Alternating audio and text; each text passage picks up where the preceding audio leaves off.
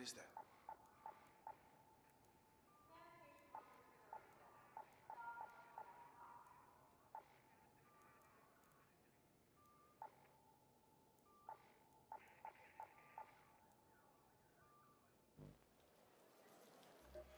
What?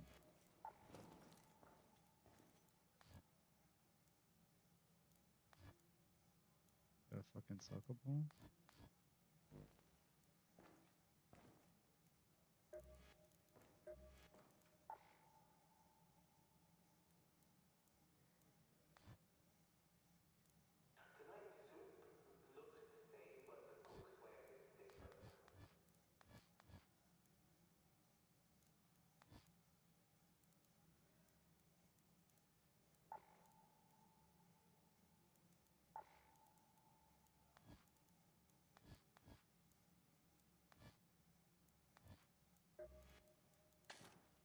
Wait, what's that smell? Oh, that's bad.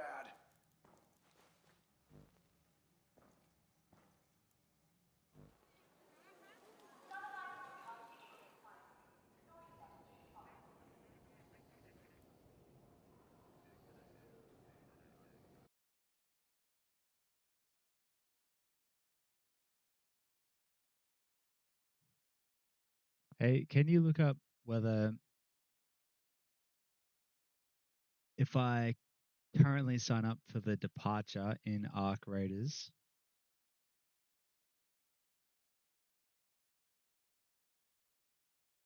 do I still have the time to still contribute to the inventory?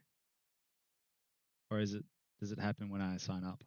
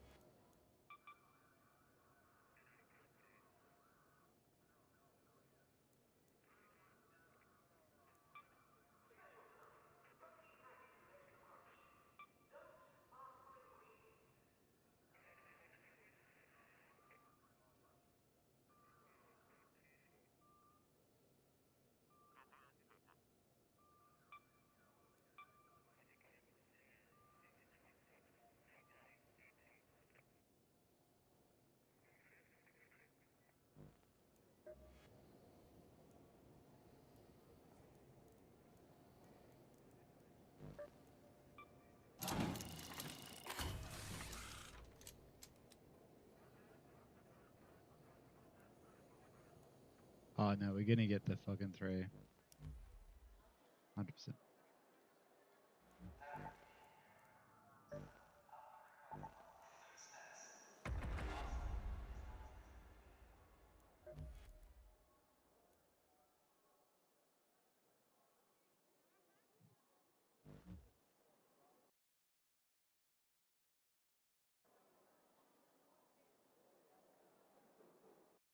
Okay, and how does it work if I miss the first expedition? Do I only get the like I didn't have the game yet, so am I only able to get the 5 extra points?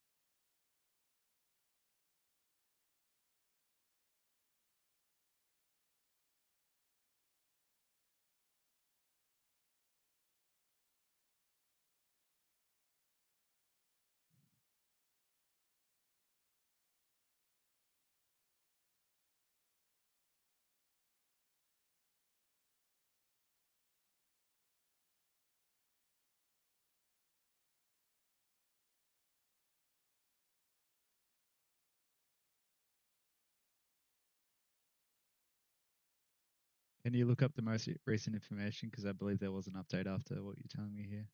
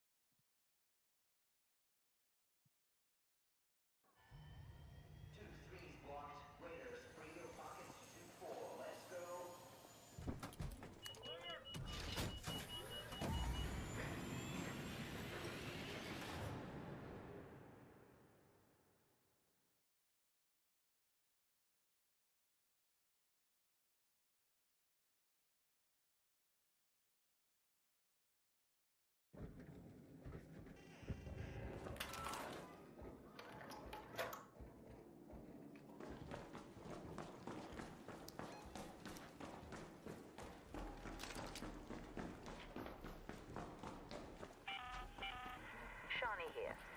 The foreman may have left notes on where to find the LiDAR scanners. See if you can find any in the Jiangsu warehouse.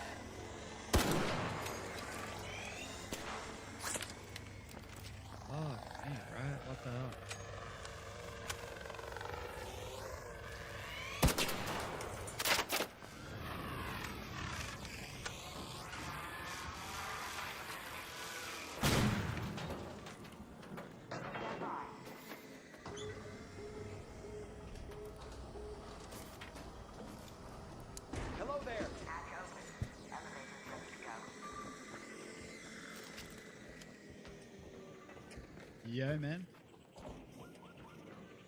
I'm keen to get out of here if you're keen. Yeah, fuck these drones. Freaking whoa. Oh, you got me, bro. GG's.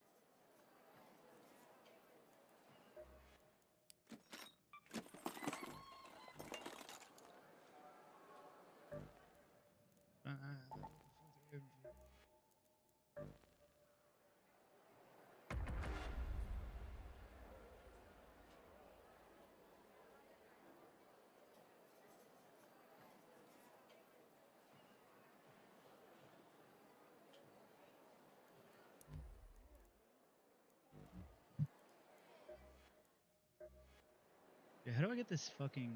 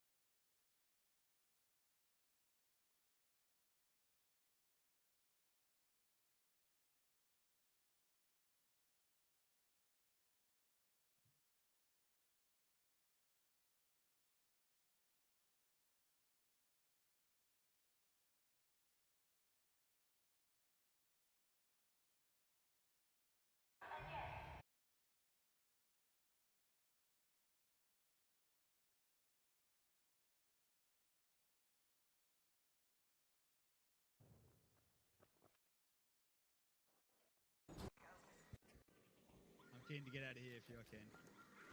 Whoa. Oh, you got me, bro. GG's.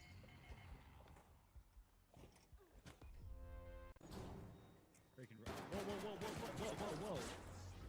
Oh, you got me, bro. GG's.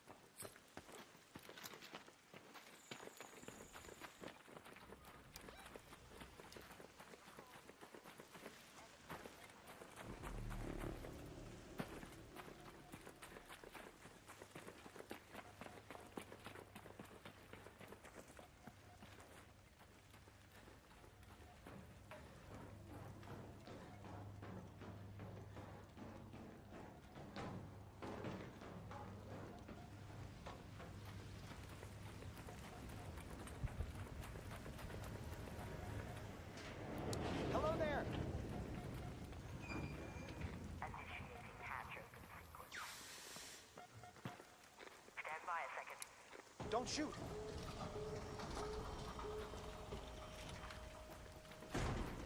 Hatch open. Proceed to elevator.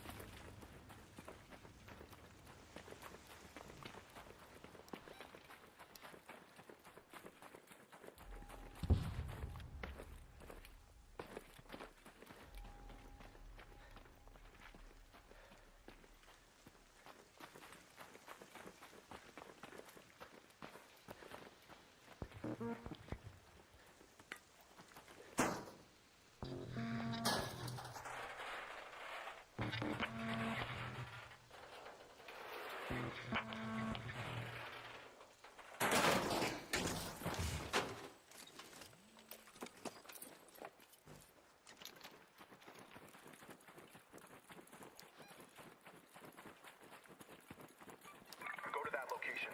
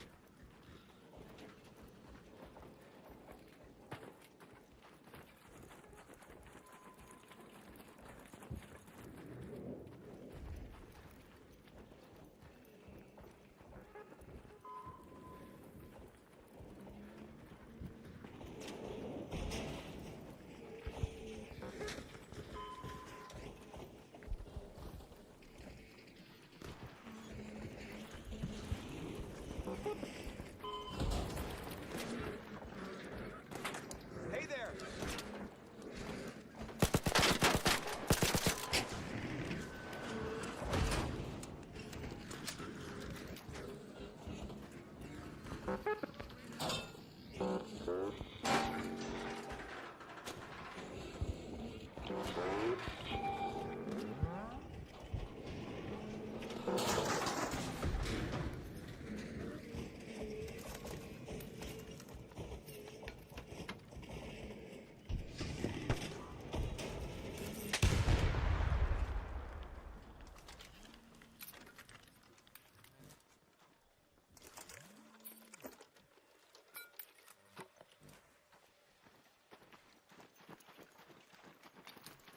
Hey man, you need some health?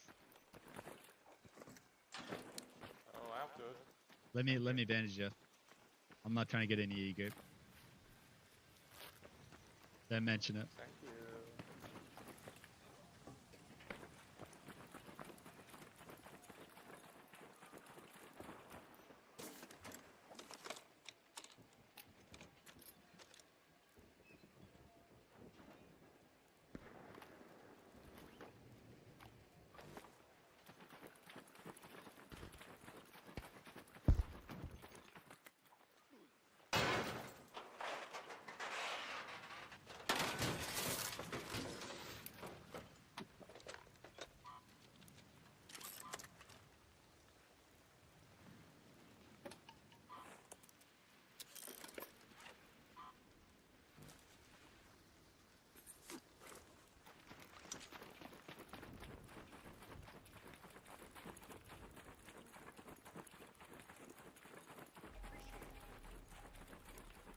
Okay.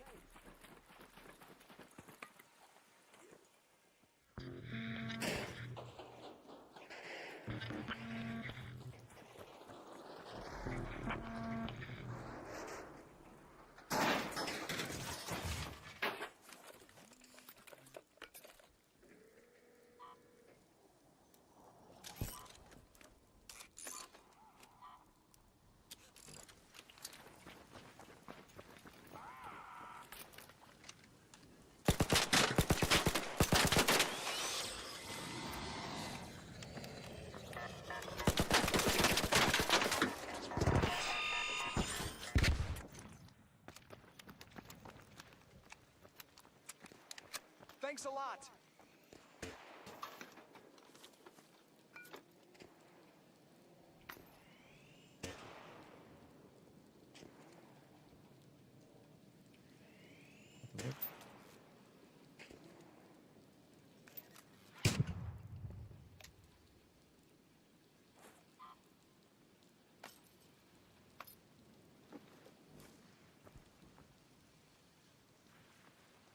How the fuck the thing's fucking glitch, bro? I can't get his. What the fuck?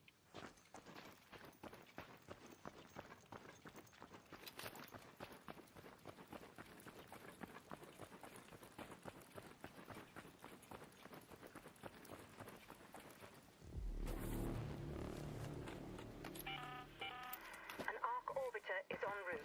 The safe window is closing. You have 10 minutes to return to Speranza. I repeat, 10 minutes.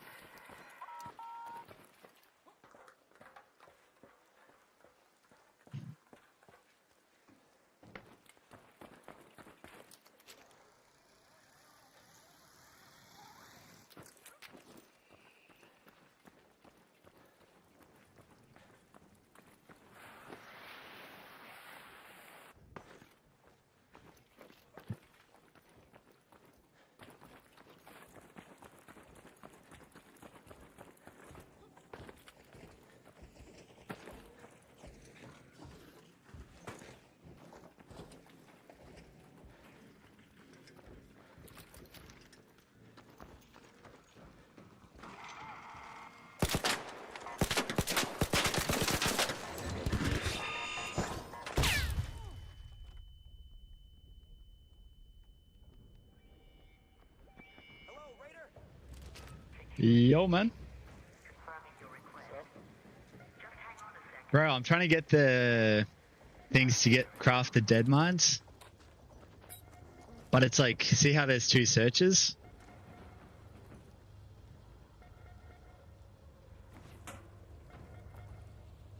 Oh, no, I got plenty of those, bro. If you don't need it, but it's not that, man. Nah. All good, bro. I appreciate it. Man, I want like this ball thing. It's not giving it to me.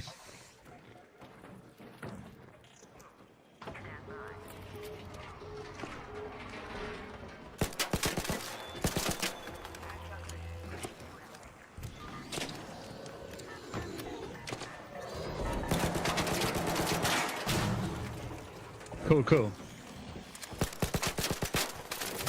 Oh, fuck me.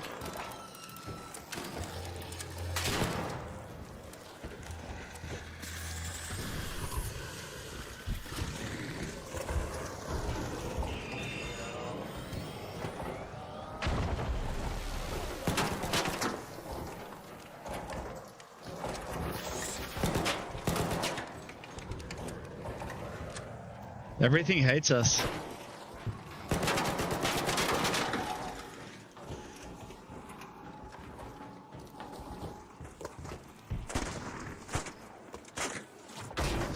Oh, fuck.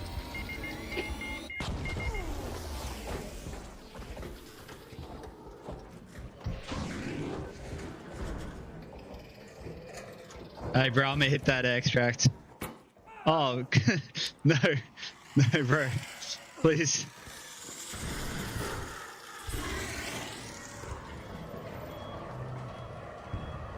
I appreciate you not slamming me up. What?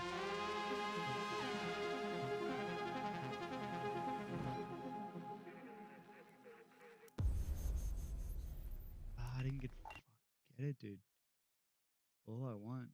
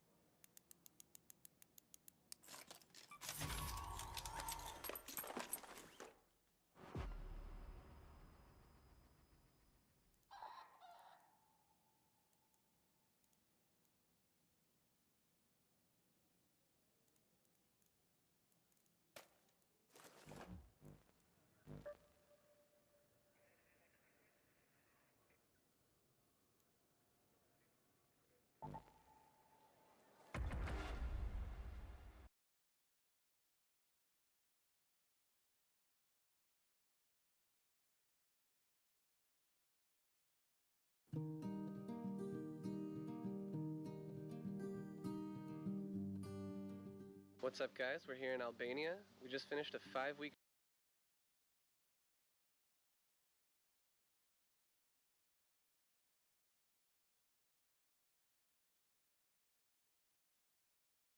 The second expedition is almost here, and if you're still grinding for that 3 million total stash value, you need to run the Bird City event. It gives you way more containers to loot because of all the nests inside the chimneys, and on top of that, the regular buildings are more likely to be untouched since most players are focused on farming the chimneys instead. For this run, I'm bringing in a looting MK2 to maximize how much loot and valuables I can carry. I've also got a Venator 4 with an angled grip 2 and extended mag 3 that I put together over my last few raids. It's easily one of the best guns in the game for both PvP and PvE, and definitely one of my personal favorites. And of course, I'm bringing adrenaline shots so I can get around the map quickly and extract safely. I hope you all enjoy the video. Peace. Alrighty, boys, we are in a fresh raid, and we got that weird spawn where we're kind of in between space travel and other stuff, so it's kind of up to you whether you want to go hit the pharmacy first or not. I think we're gonna go do the pharmacy first this time instead of space travel. Space travel, I feel like you can kind of hit a little bit later and it'll be fine. This pharmacy, if you wait a little late, it's gonna be completely gone. So let's see if we can hit it quick. You guys are probably wondering why I play this map so much, and it's mostly just because I think it's all around one of the best maps whenever it comes to looting. No matter what time you spawn, you're probably getting something. There's some antiseptic right there. I want to check for some adrenaline shots on the shelves really quick.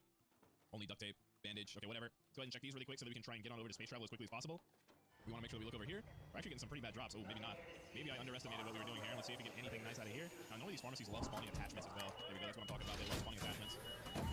Let's see if we get anything nice. I swear they've lowered the blueprint rate. I would not be surprised if they have lowered the blueprint drop rate. Go ahead and grab these. Nice little snap blast grenade. Sometimes can be stuff on the table. Last thing we're gonna look for to see is if you can loot any of this stuff. Nothing really to loot. What do we got on the table? A little garlic press. Nothing really matters about that. You guys can jump out the front or just come straight out the back. It is Bird City, so since it's Bird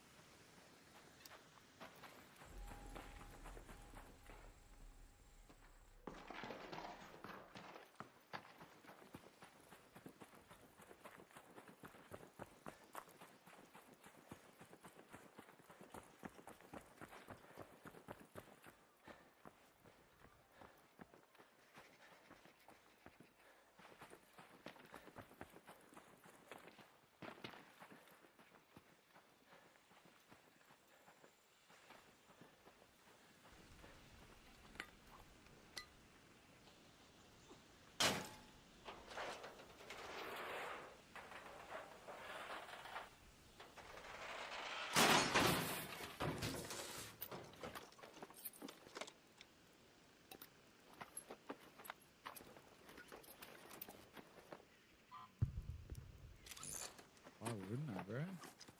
Get all okay.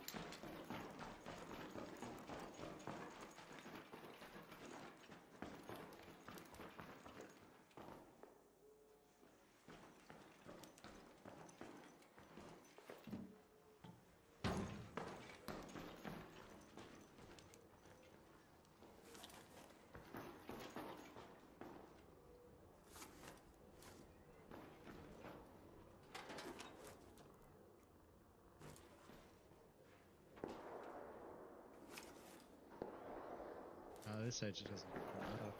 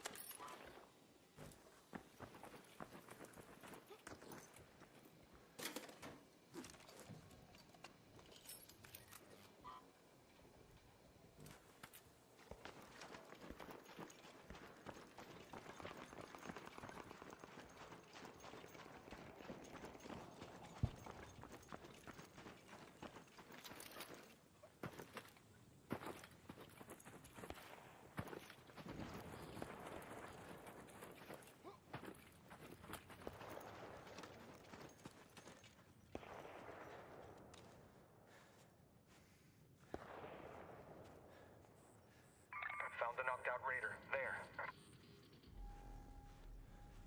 Raider.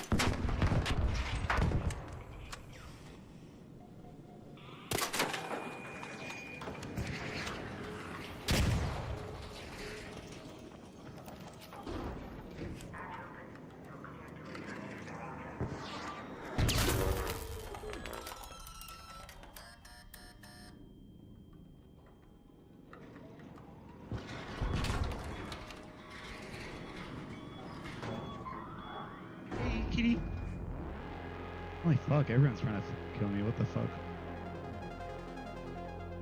Kitty. Hey, kitty meow meow. Good. I get it, bro. Okay. Bird City, you guys can start worrying about looting the chimneys on top of these roofs as well. If you really are hurting for some loot, I'm actually going to go straight towards the Santa Maria houses and see if we can get any good loot from the actual drawers. All right, make sure you check these little houses here as well. They can always have something decent in them. Go ahead and take that. There we go. Here's some more sensor sites to take. Make sure you check right. Another one right there. And then you come out here. This is right outside the red tower. And you can do a little shortcut here to snap hook up top that we can just take the zipline across. From here, we can just take the zipline across. I actually want to go loot this real quick. I have a feeling this is probably not looted. And we're going to go ahead and just get free valuables from this location.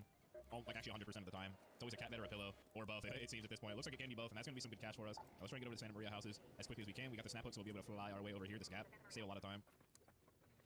Just come right here on the corner. There we go. Okay, maybe caught a little too much air. So there's a guy right there.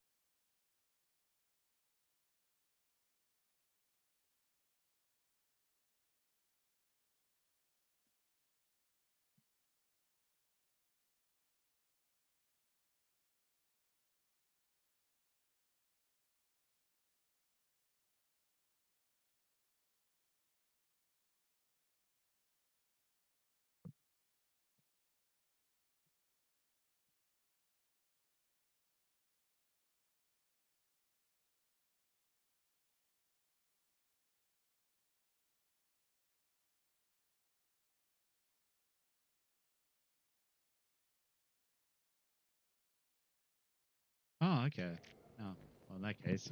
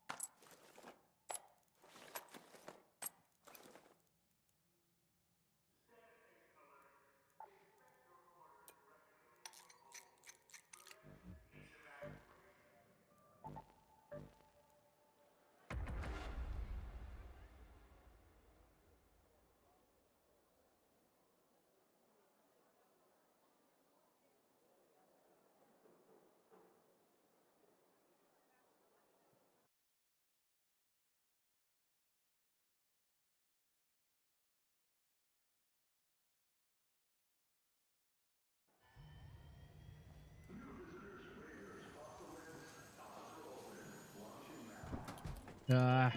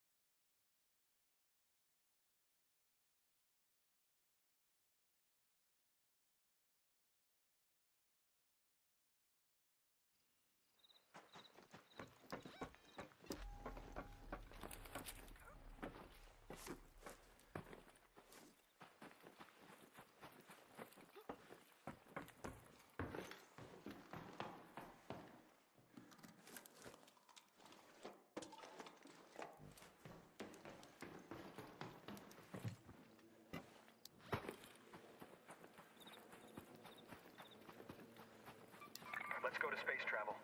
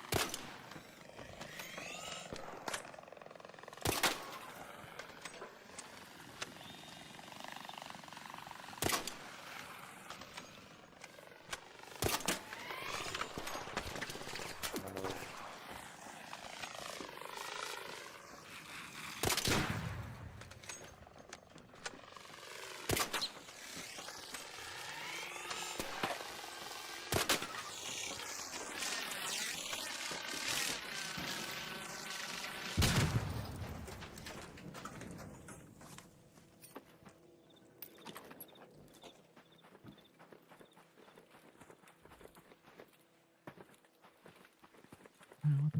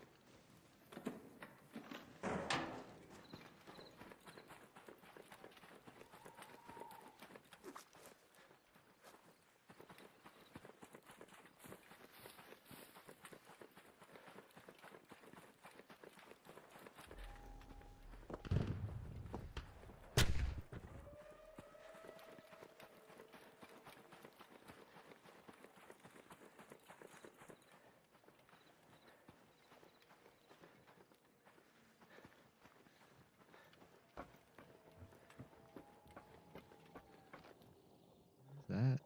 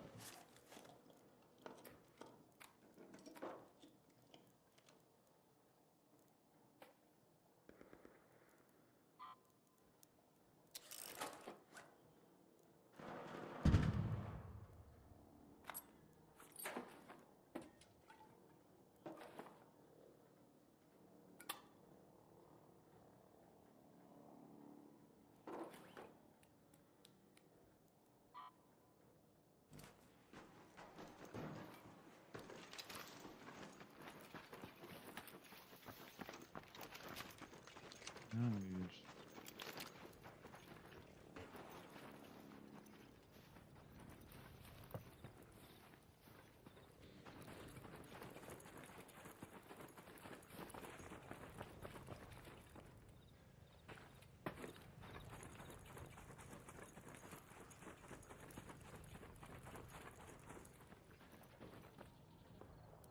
Hey! Yeah, dude. Hey, I'm not looking for any problems, man. Are you friendly? Yeah, yep. Yo, man, what's going on? What? What's going on, man? What are you running to? What are you running to out there? What? Go Sorry, bro. ahead. I can't hear you that well, man. There's some fighting going on there. Some what? My mic's a bit low. I'm sorry, man. GG's, bro. I'll leave you to My it. shit is low, What? are you going about? Can you hear me? Yeah, but it's like a bit muffled. Yo.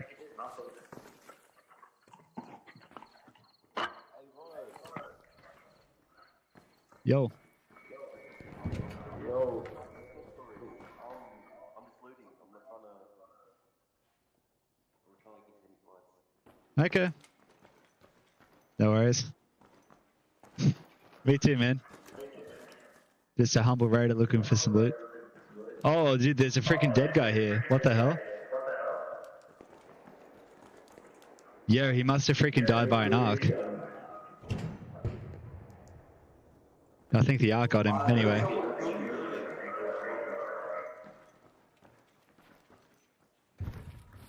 I've got some really valuable stuff. I just don't want to die.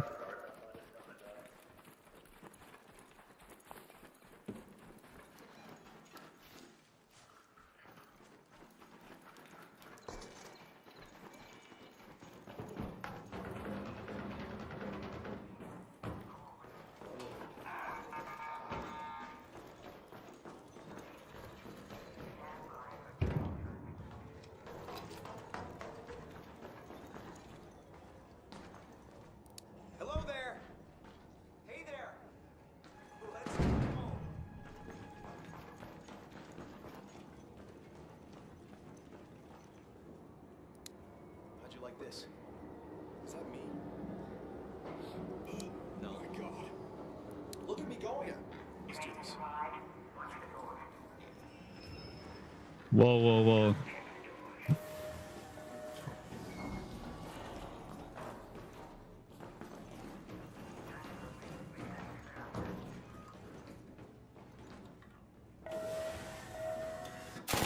Oh, dude, I'm freaking...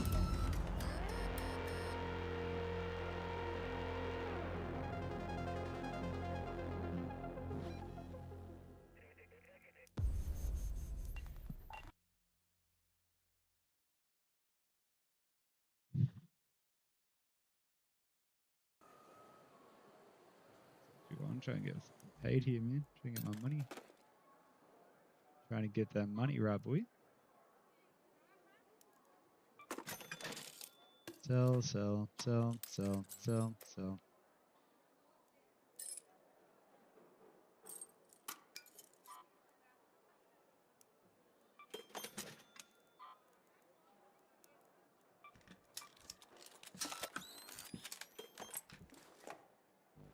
Bro, 15 grand is not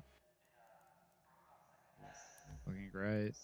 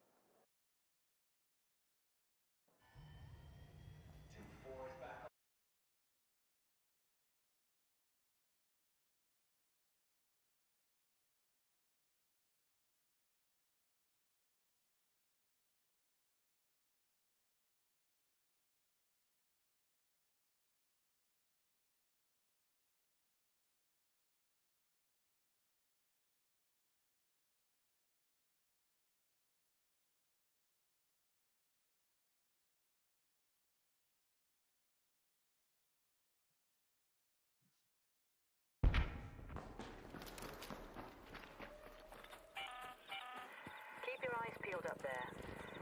There are plenty of dangers hiding in the dark, and ARC is being extra vigilant.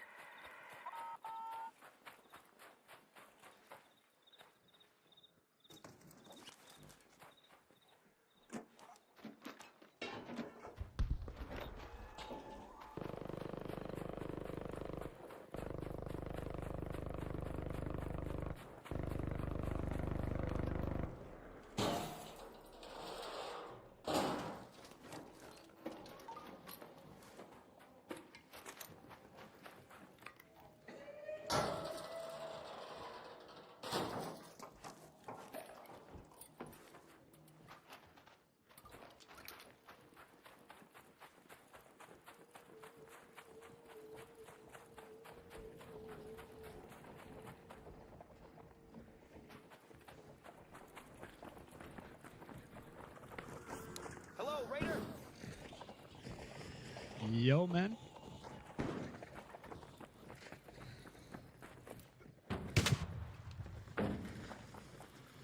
Hey, you want to take this?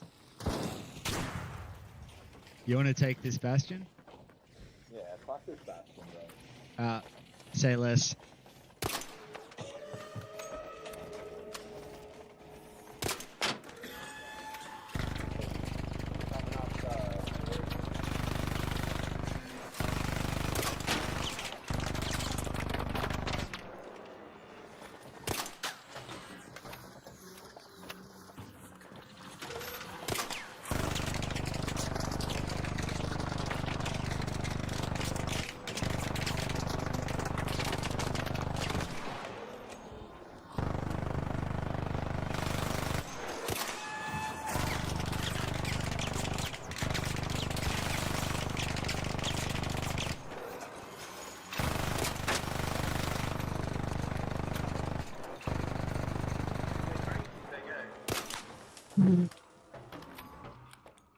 It's one way of putting it.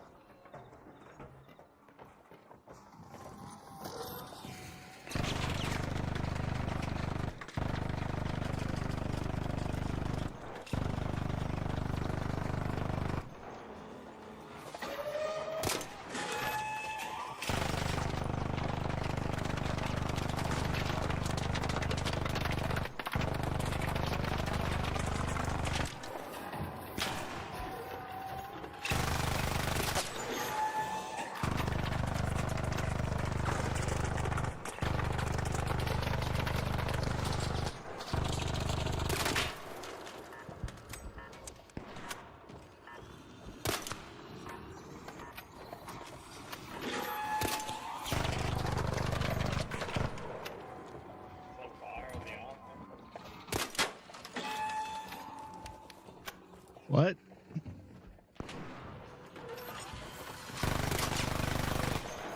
Yeah, yeah.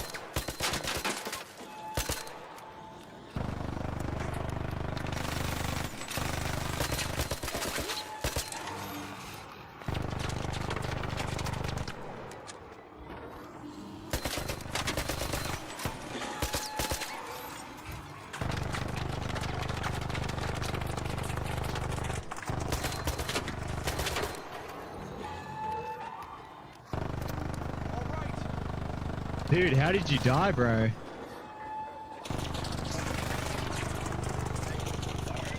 Bro, I got a defib, bro. I got a defib. Just crawl in, man. I'm coming.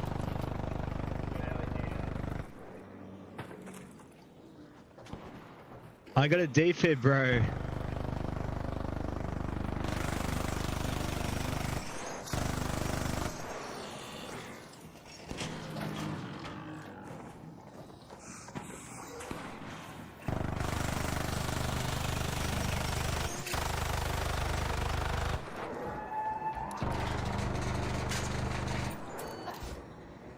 Thank you, brother.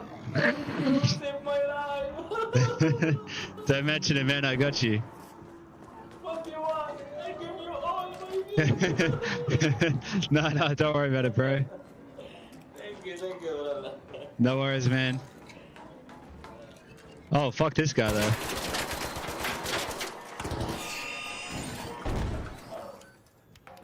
Yeah, bro, I don't have another defib.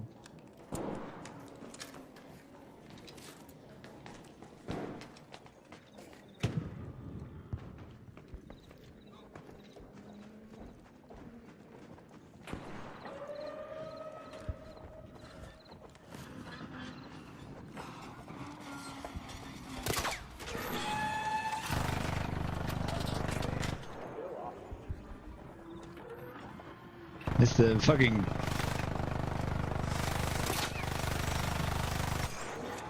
kind of a drone.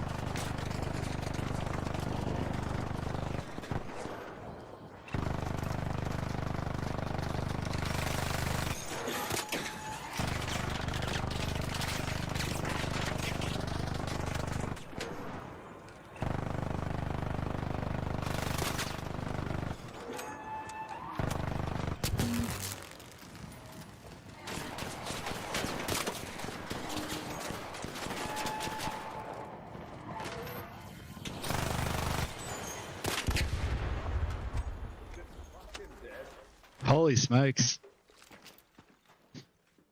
Yup, yum, yum, yum, goop, goop, goop.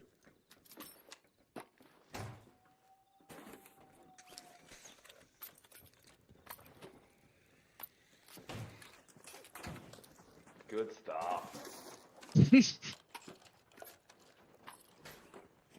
Dude, bro's out here working. This Bastion's getting to work.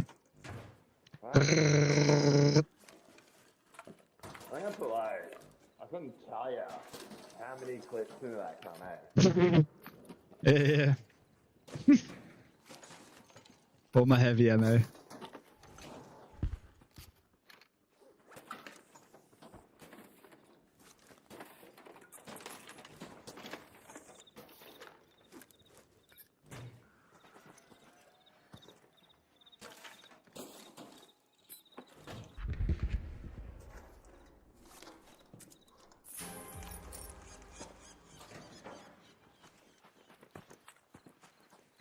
I want to crack this thing open.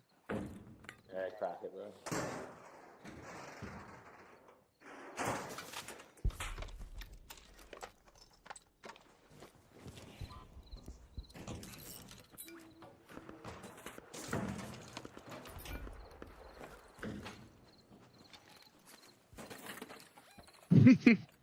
You.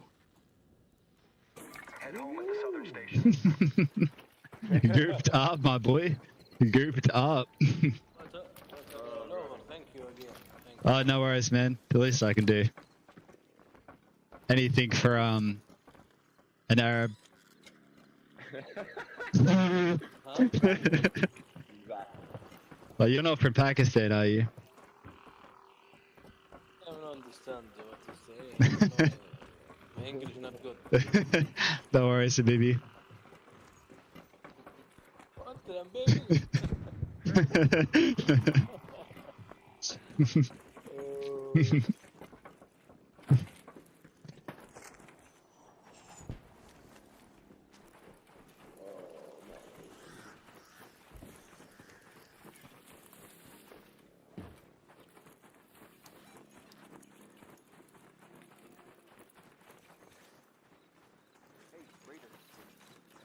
Yeah.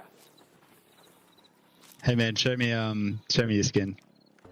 Oh, whoa. Hey, I'm not looking for any trouble, man. I'm not looking for any trouble. I'll get out of here, bro. Where's the trouble at, man? I don't want no trouble here. I thought you freaking busted that kettle out. Yeah, you know. Yeah, Oh, let's he's all fuck reaching, off, he's mate. reaching. You need to be at gunpoint. What the hell? Oh, I don't like these things. None of that. I think he's shooting at us, bro. To be honest.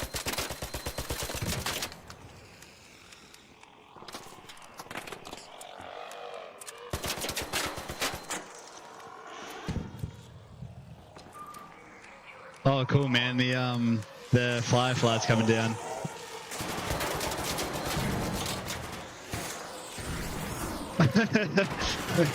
Alright.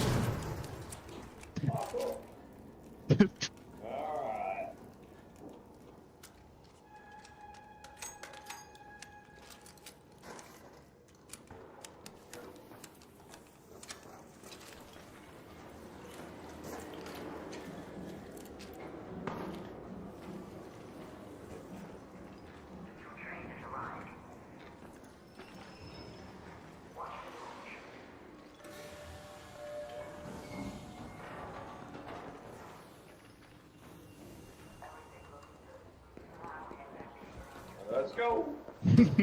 You. Yeah. Fuck.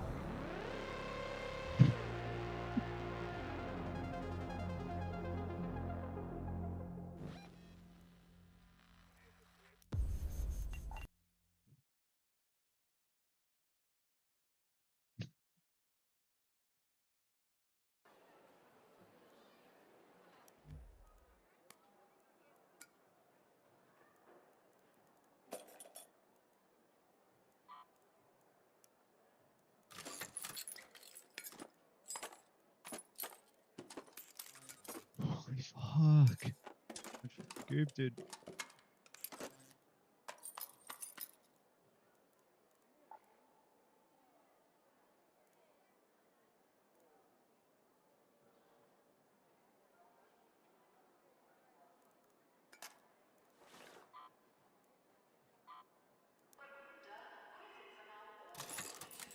Wait.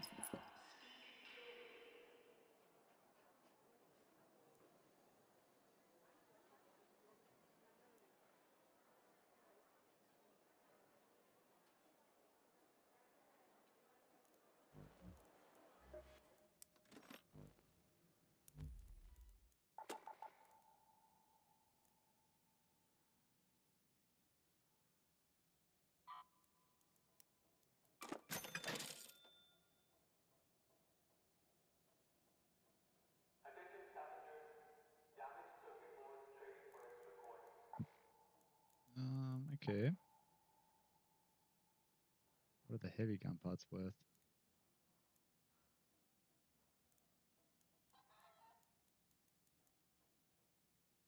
$3.5 grand for a stack.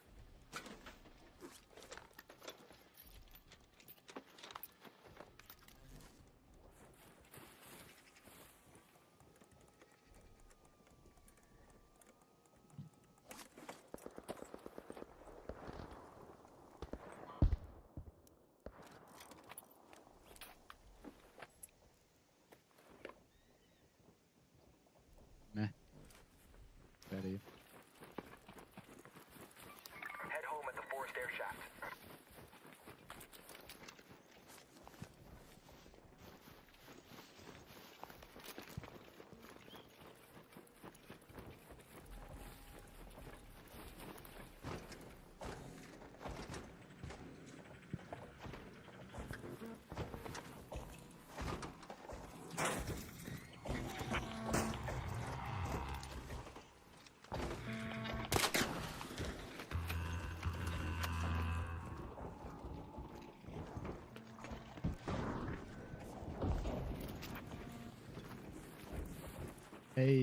A player. Yo, yo. Trying to fuck this sleeper up.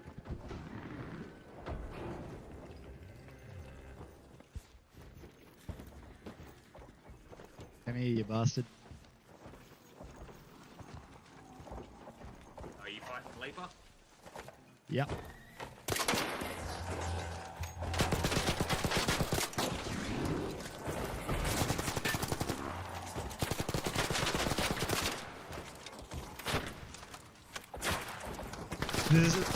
Yeah, fuck him up.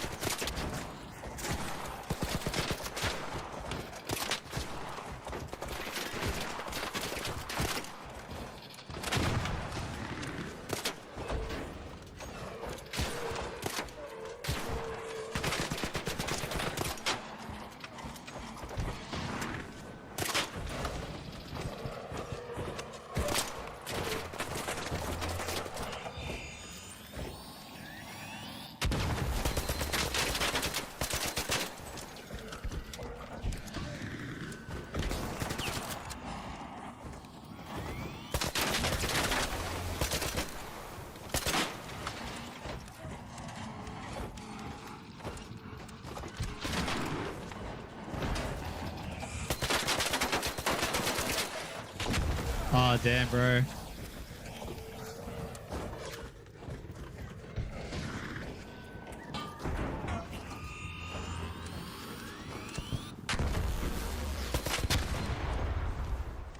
Damn.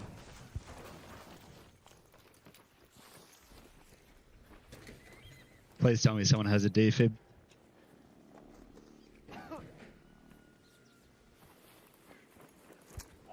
Unfortunately, none of us do. Oh, wait, what the fuck? Wait, I'm a solo. How the fuck am I with you we're- guys? Yeah, we got 3. Okay. Interesting.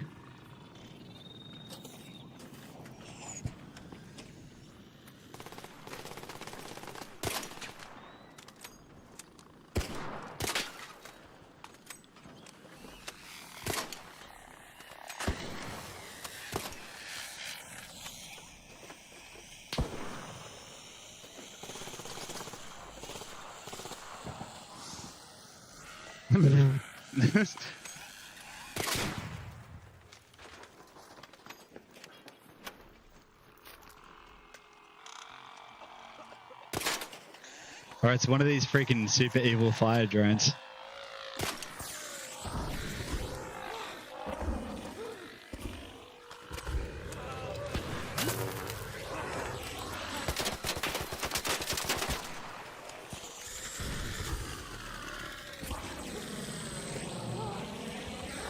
Oh, this isn't good.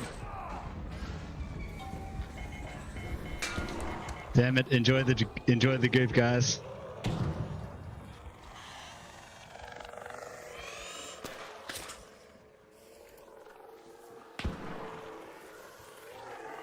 Enjoy the goop, bro. Just finish me.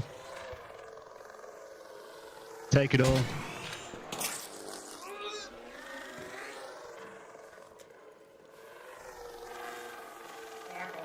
Die myself.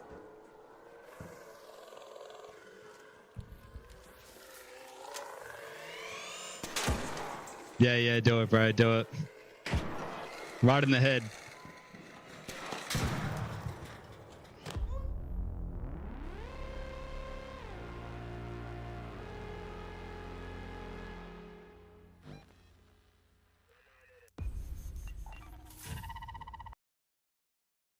How the fuck? What was I with the fucking trio, dude? Ugh.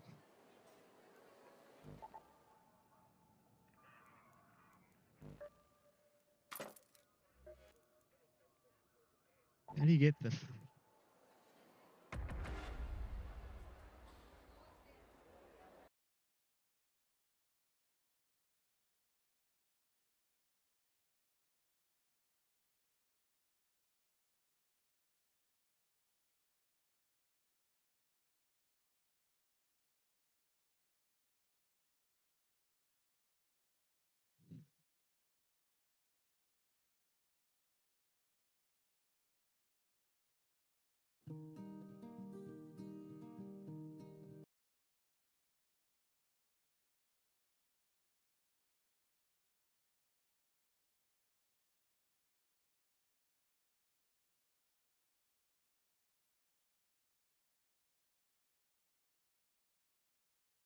Whenever that explosion's about to start, it's very well telegraphed when it's going to happen. It starts making noise when it starts going orange. Jump out and then you'll avoid the damage. What you're really trying to do here is keep an eye out for the legs that are dropping off the queen and also the matriarch if you're in a matriarch map, because within the legs are queen reactors or matriarch reactors as well as magnetic accelerators, and that is where the money is for this method. Also, if you're being a little bit cheeky and grabbing these legs that are dropping off as the other players are taking down the queen, you are going to be getting hit with stomps quite regularly, so you may well go down doing this method, but because you're on a free kit there is no risk anyway, and also occasionally you get the odd downed raider that you can loot as well, which is very handy. If you do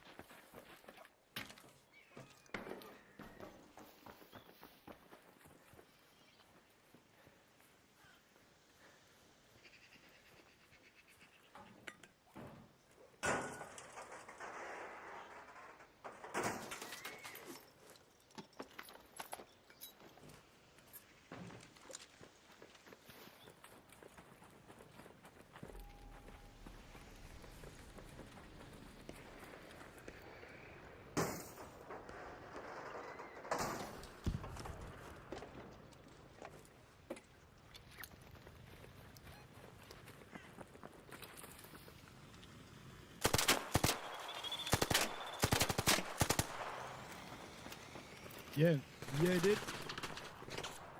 Trying to fuck these drones up.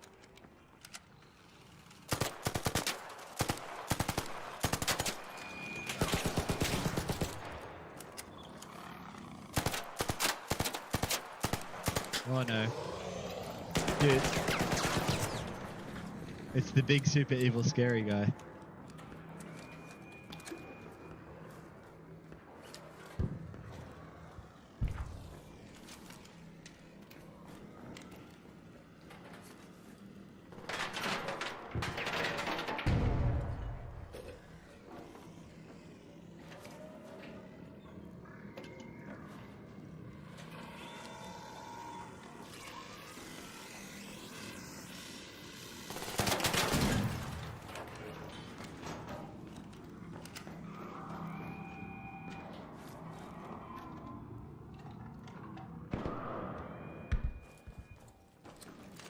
I mean, I'll be completely honest with you. I don't have enough ammo to kill that Rocketeer. So I'm gonna try and just extract him in.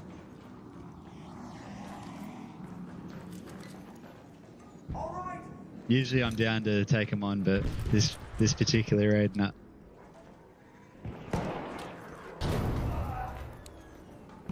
Let me get to heal you back up.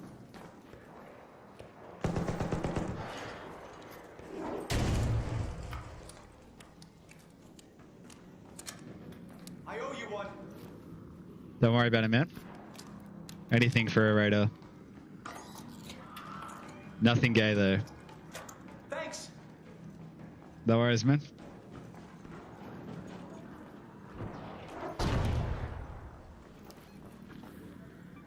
Let's head home with the force station.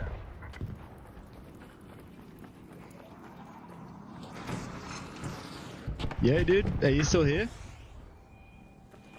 Bro. Yo, dude. Yo.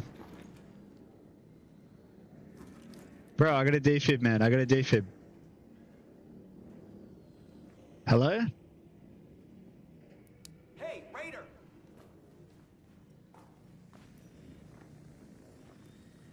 Yo, I got a defib, man. Come in here. Crawl, crawl.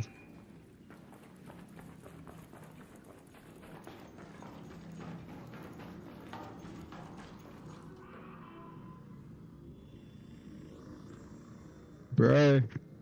Yo.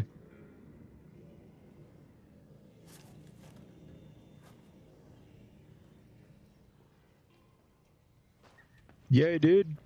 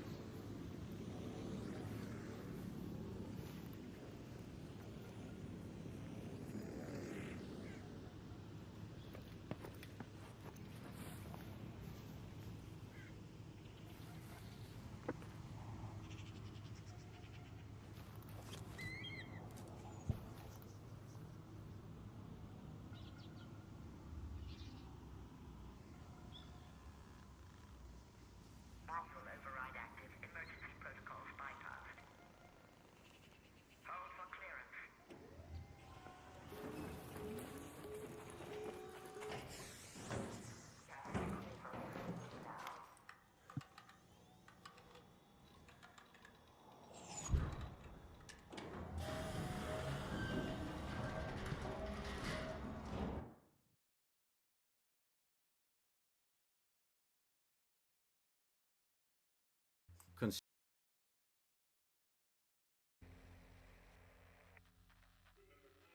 Most understanding expeditions, if you haven't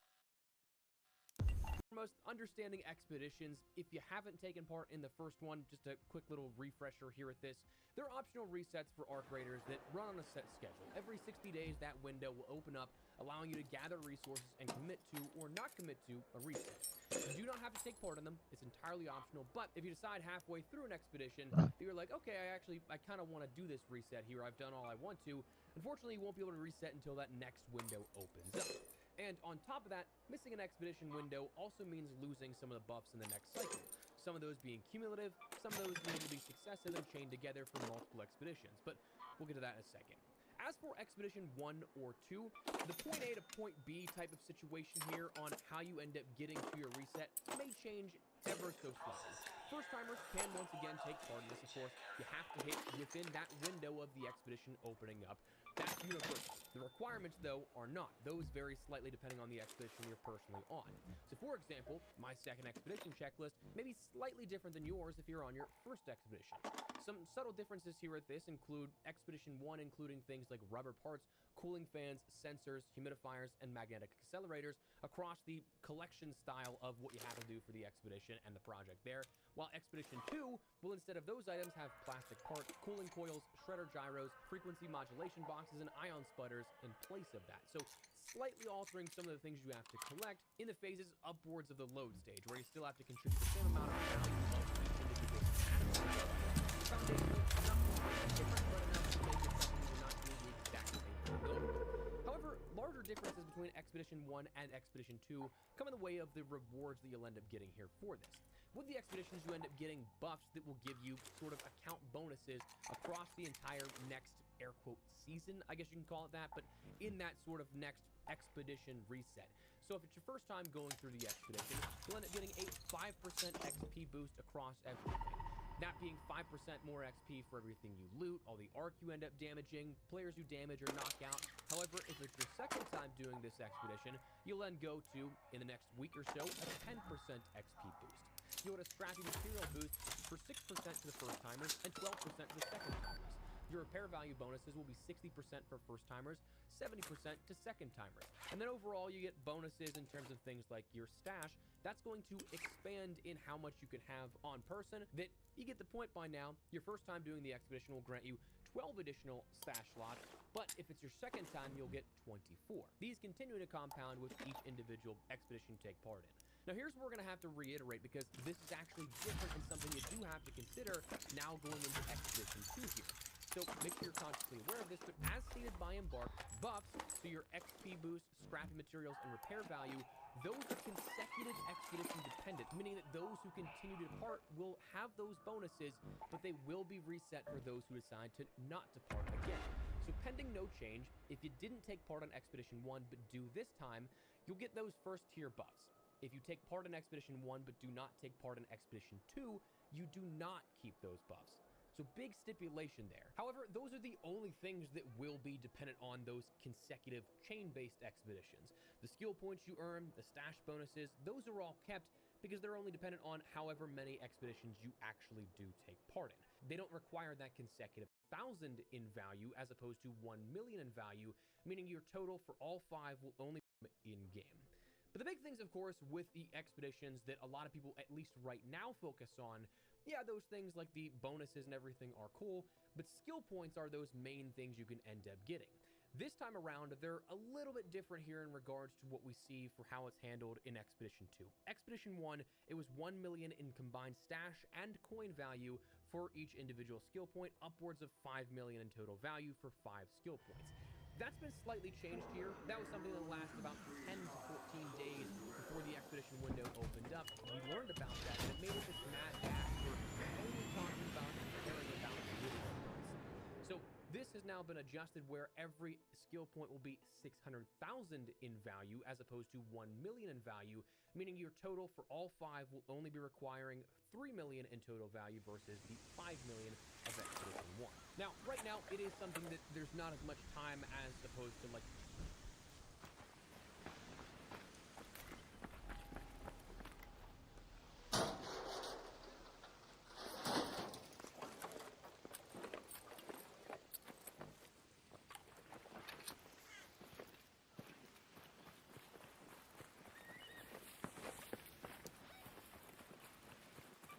Let's go to the fort.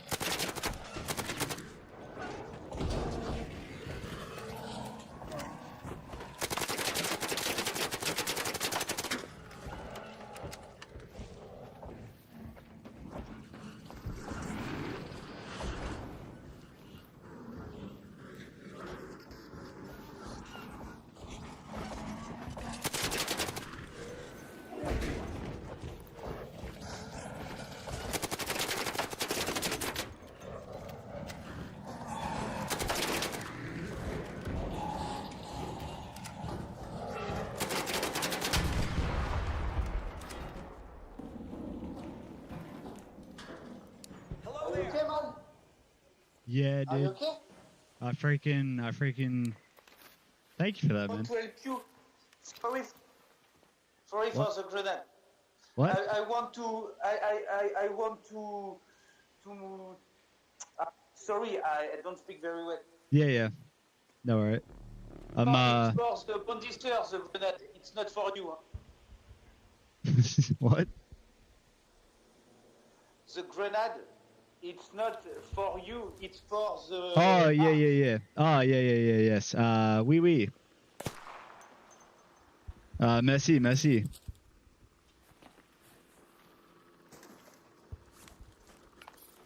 Good luck, my friend. You too, bro. I go. Ciao.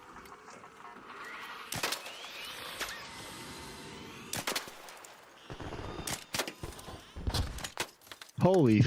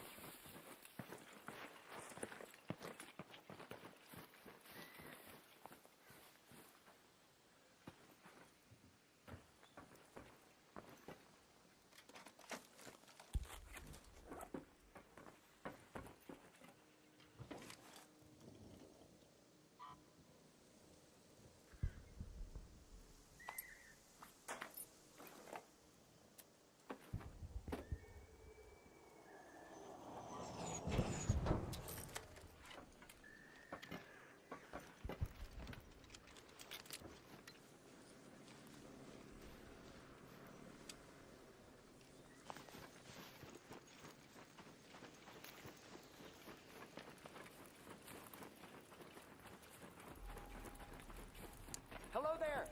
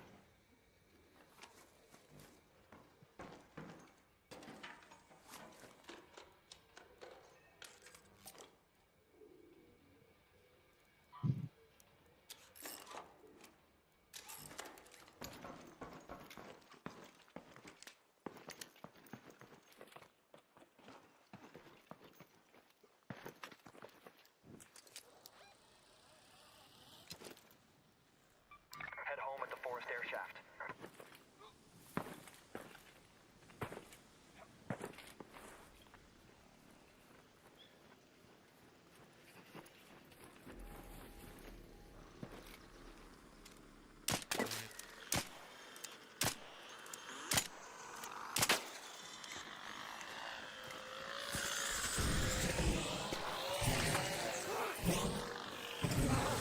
Oh, damn it. What the fuck?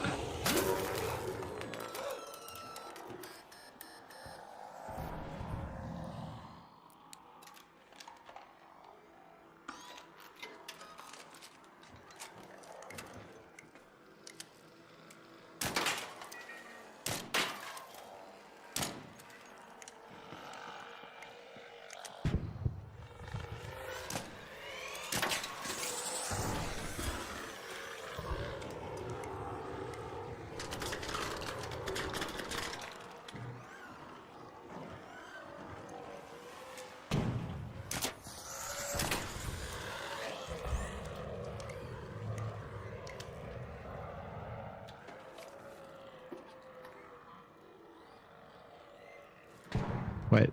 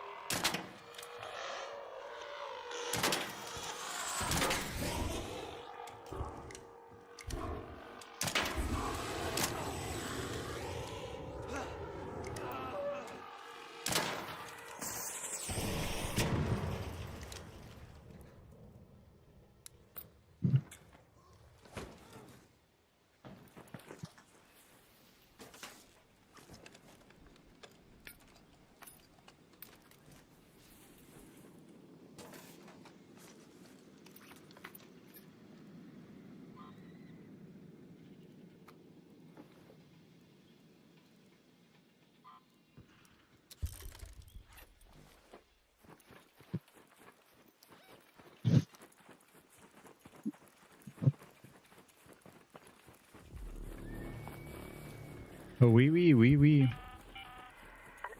Wee wee wee wee wee wee. The safe window is closing. 10 minutes to get out of there. I repeat, 10 minutes. Wee wee.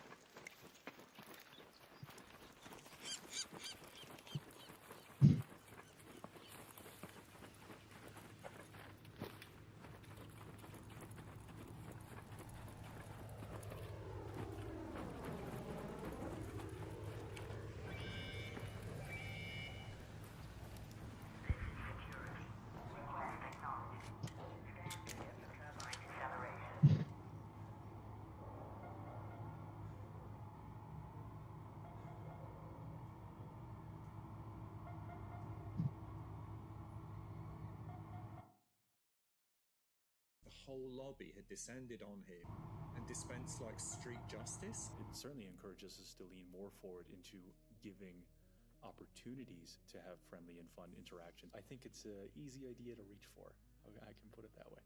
After 4 months and 14 million copies sold, sci-fi extraction shooter Arc Raiders continues to draw in almost 6 million players a week across all platforms. Success that's even surprised its own developers, Arc Studios.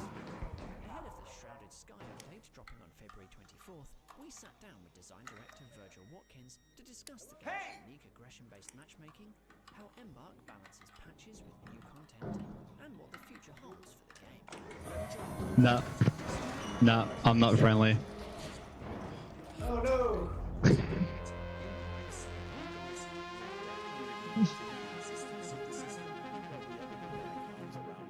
There's no such thing as a friendly lobby or an aggressive lobby. The system is still mixing everybody, and everything's down to human motivation. Just because you're tending toward the more peaceful end, doesn't remove the autonomy from other people making a choice about wanting your stuff. So I think people do feel as though it's incredibly binary, and even shooting one raider one time just automatically puts you into an aggressive lobby, but that's not at all how it works. It waits like, you know, your engagement with PvP is part of the situation, and it's not as though one action does it, it's a series of rounds together and things like that. I've seen people saying, well, you should just, if you're shot at, you should never even shoot back if you want to get into the safer end of the spectrum. But I feel like that's not the case. Yeah, it's not nearly that, like, cut. You know, we never really wanted to apply this mentality of like it being a hard split of like, yeah, you either play this way or you do not play this way. The game needs that element of tension and risk from other players to like be good, and of course we acknowledge that people are having a lot of fun with these like safer lobbies, but it's not prescriptive. Like we're never going to say like, oh, because you play this way you're only going to experience these types of people. Do you see this as something you're going to continue tweaking and tuning, but you broadly think that it's been a success? The game, you know, being with the game mode of extraction carries a lot of like inherent elements and expectations with it. And even as we've seen it in live, it is not at all how it was working in our tests, either for ourselves or the previous test. It was hyper aggressive in those tests. People never worked together. So I think this kind of surprised us in exactly how many people do latch onto and are having fun with these elements of the game. So it certainly encourages us to lean more forward into giving opportunities to have friendly and fun interactions. But yeah, of course, we still need to cater to the PvP audience and make sure that they have like a fun and engaging. And how do you do that then? Because you've done like obviously the shared event at the moment, which kind of like encourages some of that PvE stuff. And how do you keep that PvP very vocal audience who just want to get in there and, you know, they get their kicks maybe somewhere from taking your stuff, right?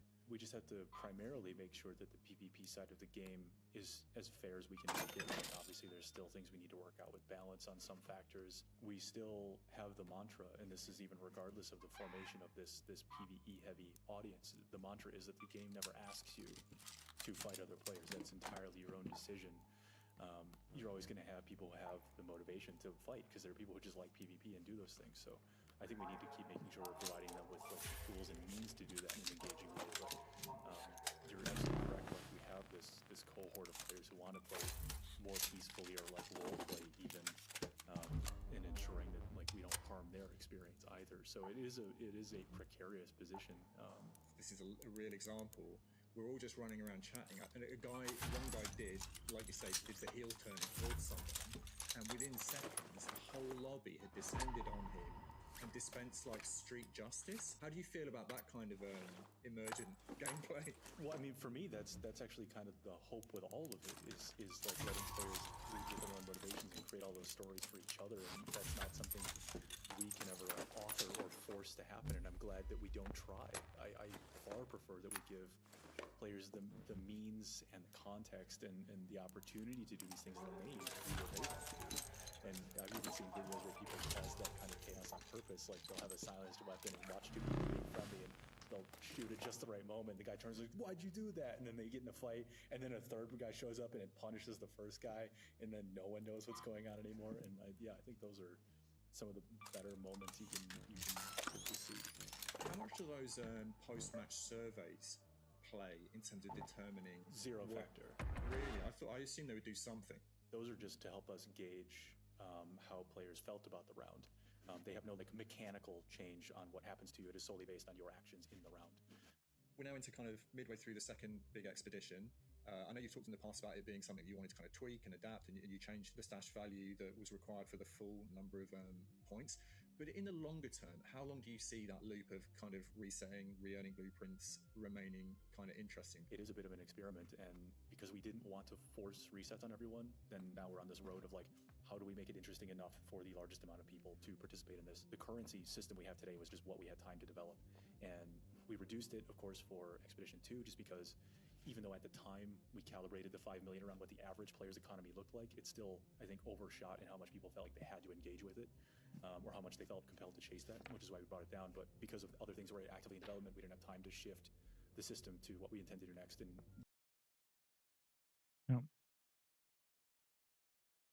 because even though at the time we calibrated the 5 million around what the average player's economy looked like, it's still, I think, overshot in how much people felt like they had to engage with it, or how much they felt compelled to chase that, which is why we brought it down. But because of other things were actively in development, we didn't have time to shift the system to what we intend to do next, and we want to tie in essentially more game loops into it and not just make it about the currency value. So ideally, we'll be able to talk about that fairly soon. I wouldn't say there's going to be like major changes in one giant drop, but definitely we're going to try to like adjust and shave off pain points and make sure that, you know, the incentives we are providing, you know, are catching what people find compelling. So like skill points probably won't hold forever. Of course, we don't want people to be able to max out the entire skill tree. That's not the way it's designed. And then of course, at some point, we're very likely going to revamp parts of the skill tree. So we have to keep it forward on that. So then, what other elements do we make part of the expedition system to keep it enticing? Would you consider allowing people to bring like 1 or 3 blueprints across, almost like as a safe pocket of like you can just bring these ones? Yeah, I mean that was an idea we even had before launch about that. And the blueprints in particular are such like a power elevation. Like now you have the autonomy to craft this thing very deliberately. And does that fit in? And then as well, like if we ever make, and as you saw, we have made adjustments to the blueprint drop rates and things like that. So, but I don't certainly think it's off the table. Of course, it's a very rational thing. What I do is like I work really hard for these, and please let me have a few of them. So, yeah, I wouldn't say like no to any idea along those lines. It's mostly about how do you balance what is kind of part of the core run up through progression, and blueprints are a significant part of that, of actually getting them. You know, you spent years developing Arc Raiders, and it's now the case where you're kind of building up the muscle of running this sort of live service game. What have been the biggest kind of lessons that you've learned so far beyond you know the need for patch notes to be comprehensive? But what's kind of surprised you?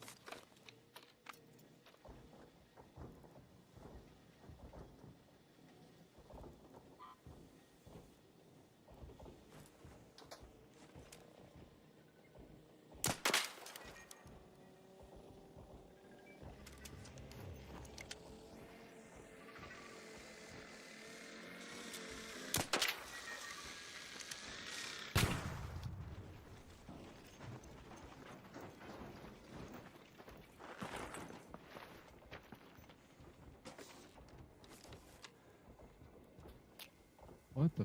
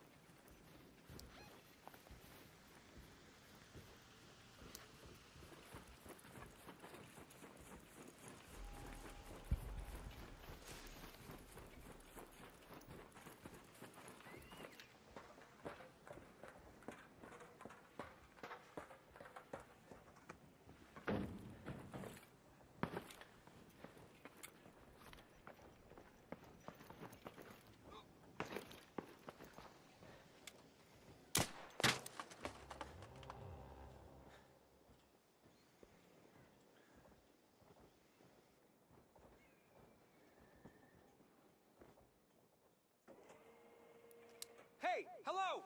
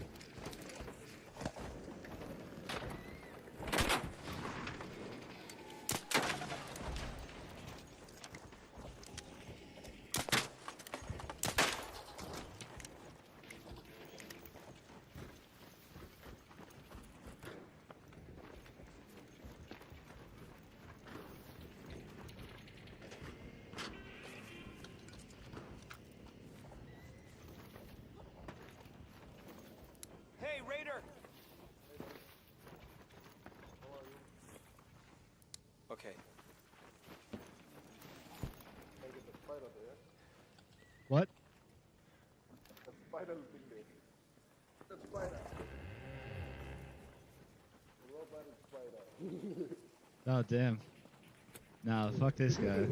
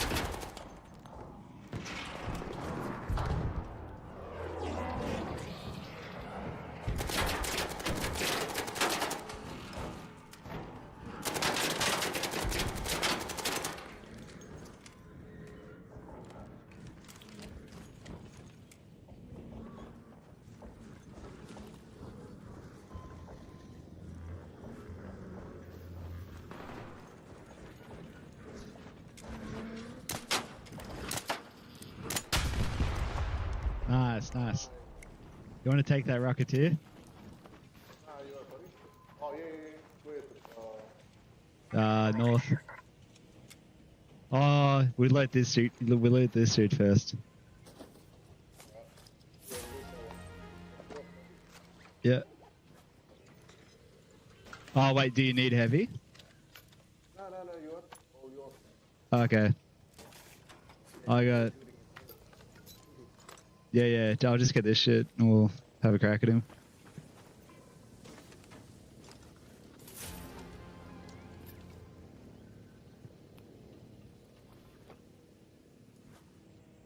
Yeah.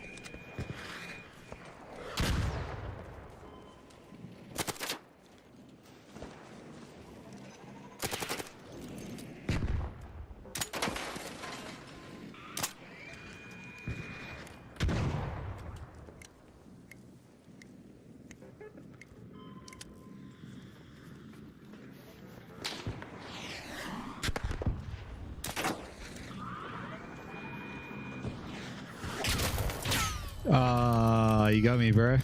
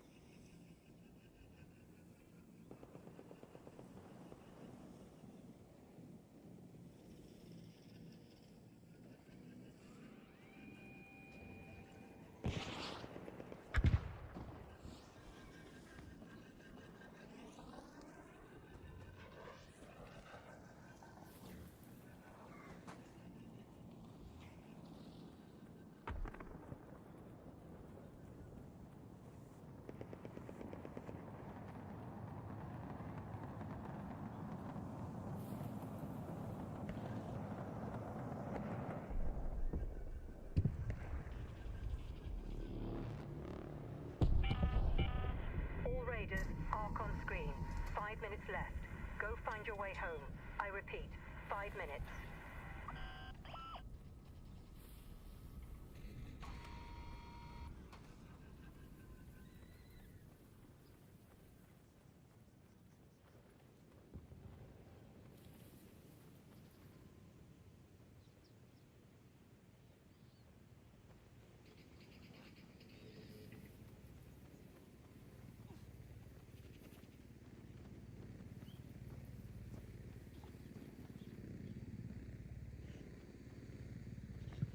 How far, bro? 71?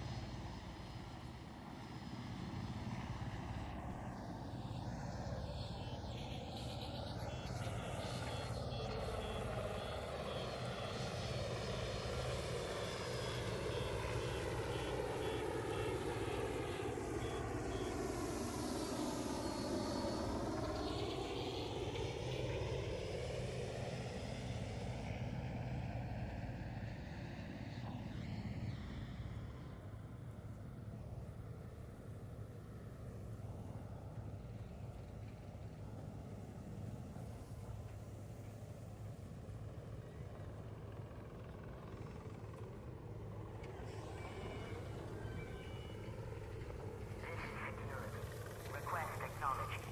Stand clear for turbine deceleration.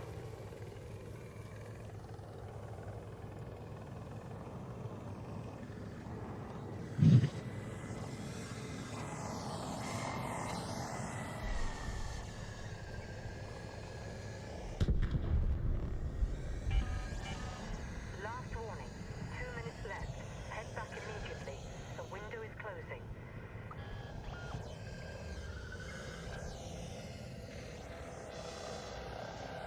Magnetic damping engaged.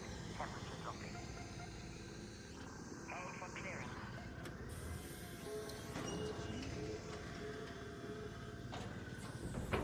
You are clear for passage.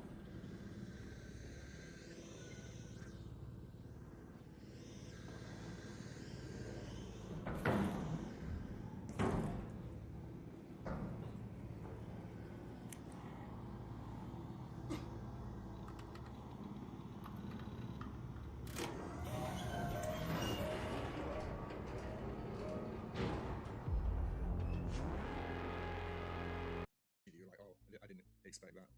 I mean, I think one thing is the amount of times you have to drop what you're doing and respond to an active issue. So really crazy bug is found, or you get suddenly massive DDoS attacks for 8 hours straight, or a lot of our team wasn't ready to drop what they were doing and respond to that. So then you're like, well, I'm working on this new feature and working on this thing, and now I have to respond to this, and that takes up 2 days of my time to deal with that. So I think that's been a bit of the growing pain, especially at the scale we have now. Nobody whatsoever thought we'd have this many players. You know, the most popular streamer of the game, the VTuber Burnt Peanut, was kind of doing this stuff live on stream, tossing nades around.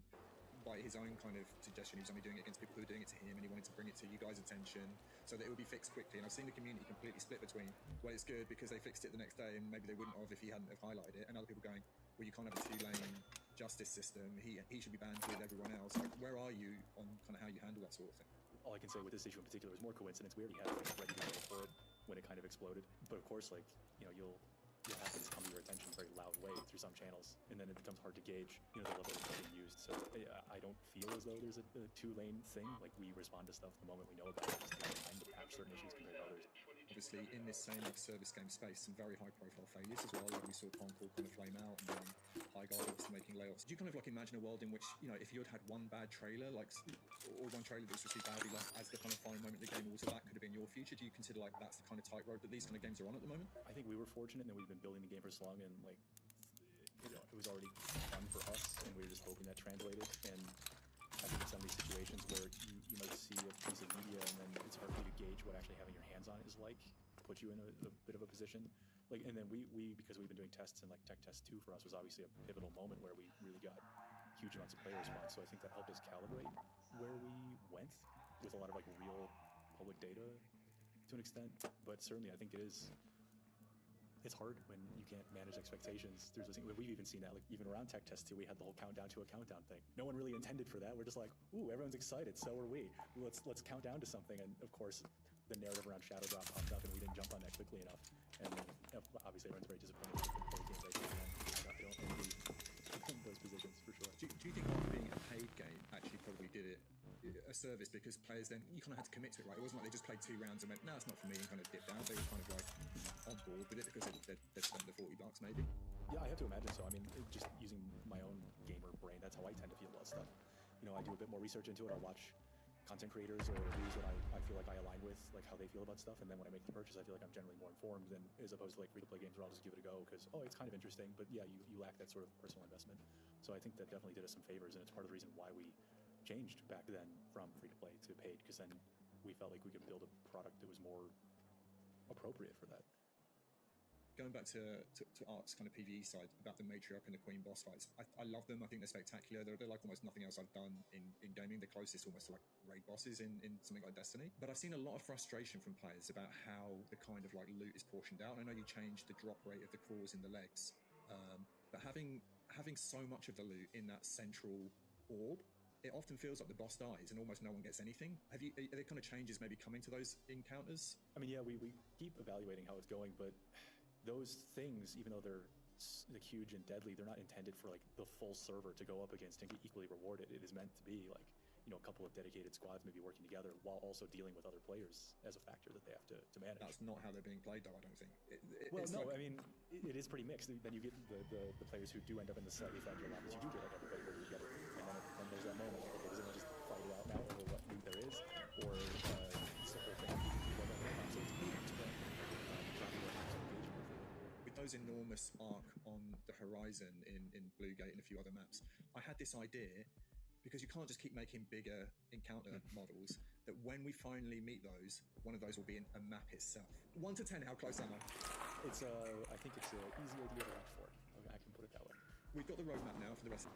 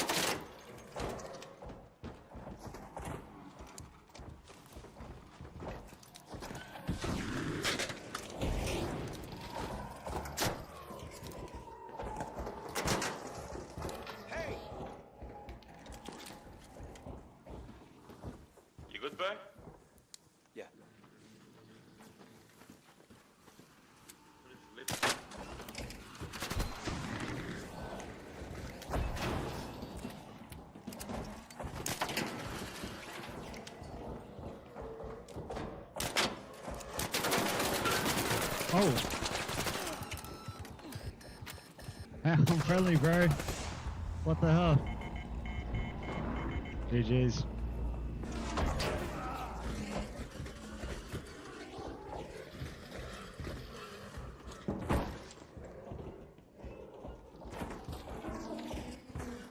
I revive you, bro. I just put this sleep on.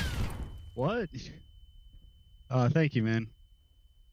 I just wanted it, bro. It's you could have just asked. No worries. Okay,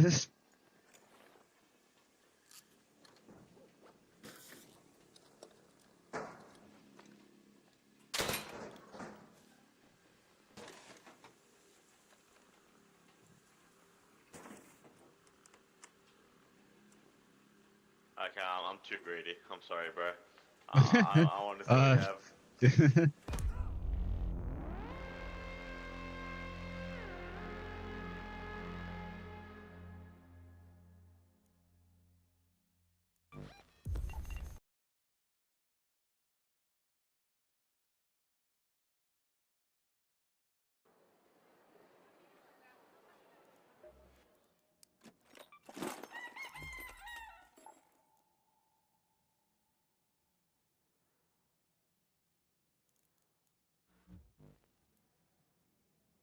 I guess I don't know. Am I winning here, bro? Like, I gotta fucking get a better strategy here.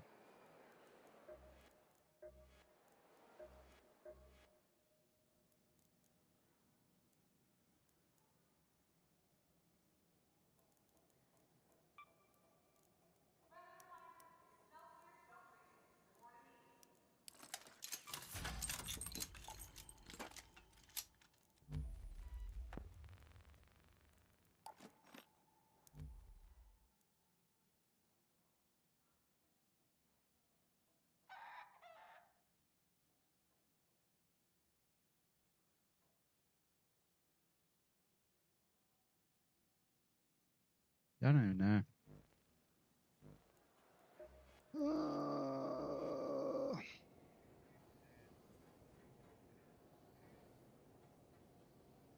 It's going up so slowly, bro. Oh my god.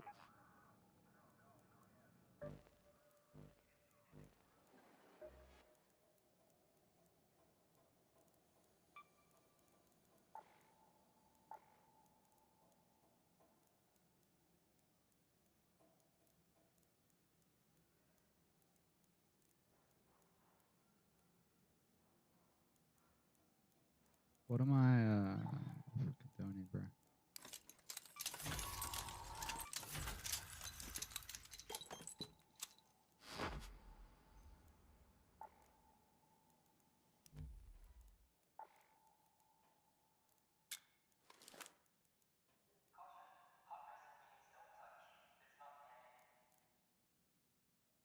For a Stitcher?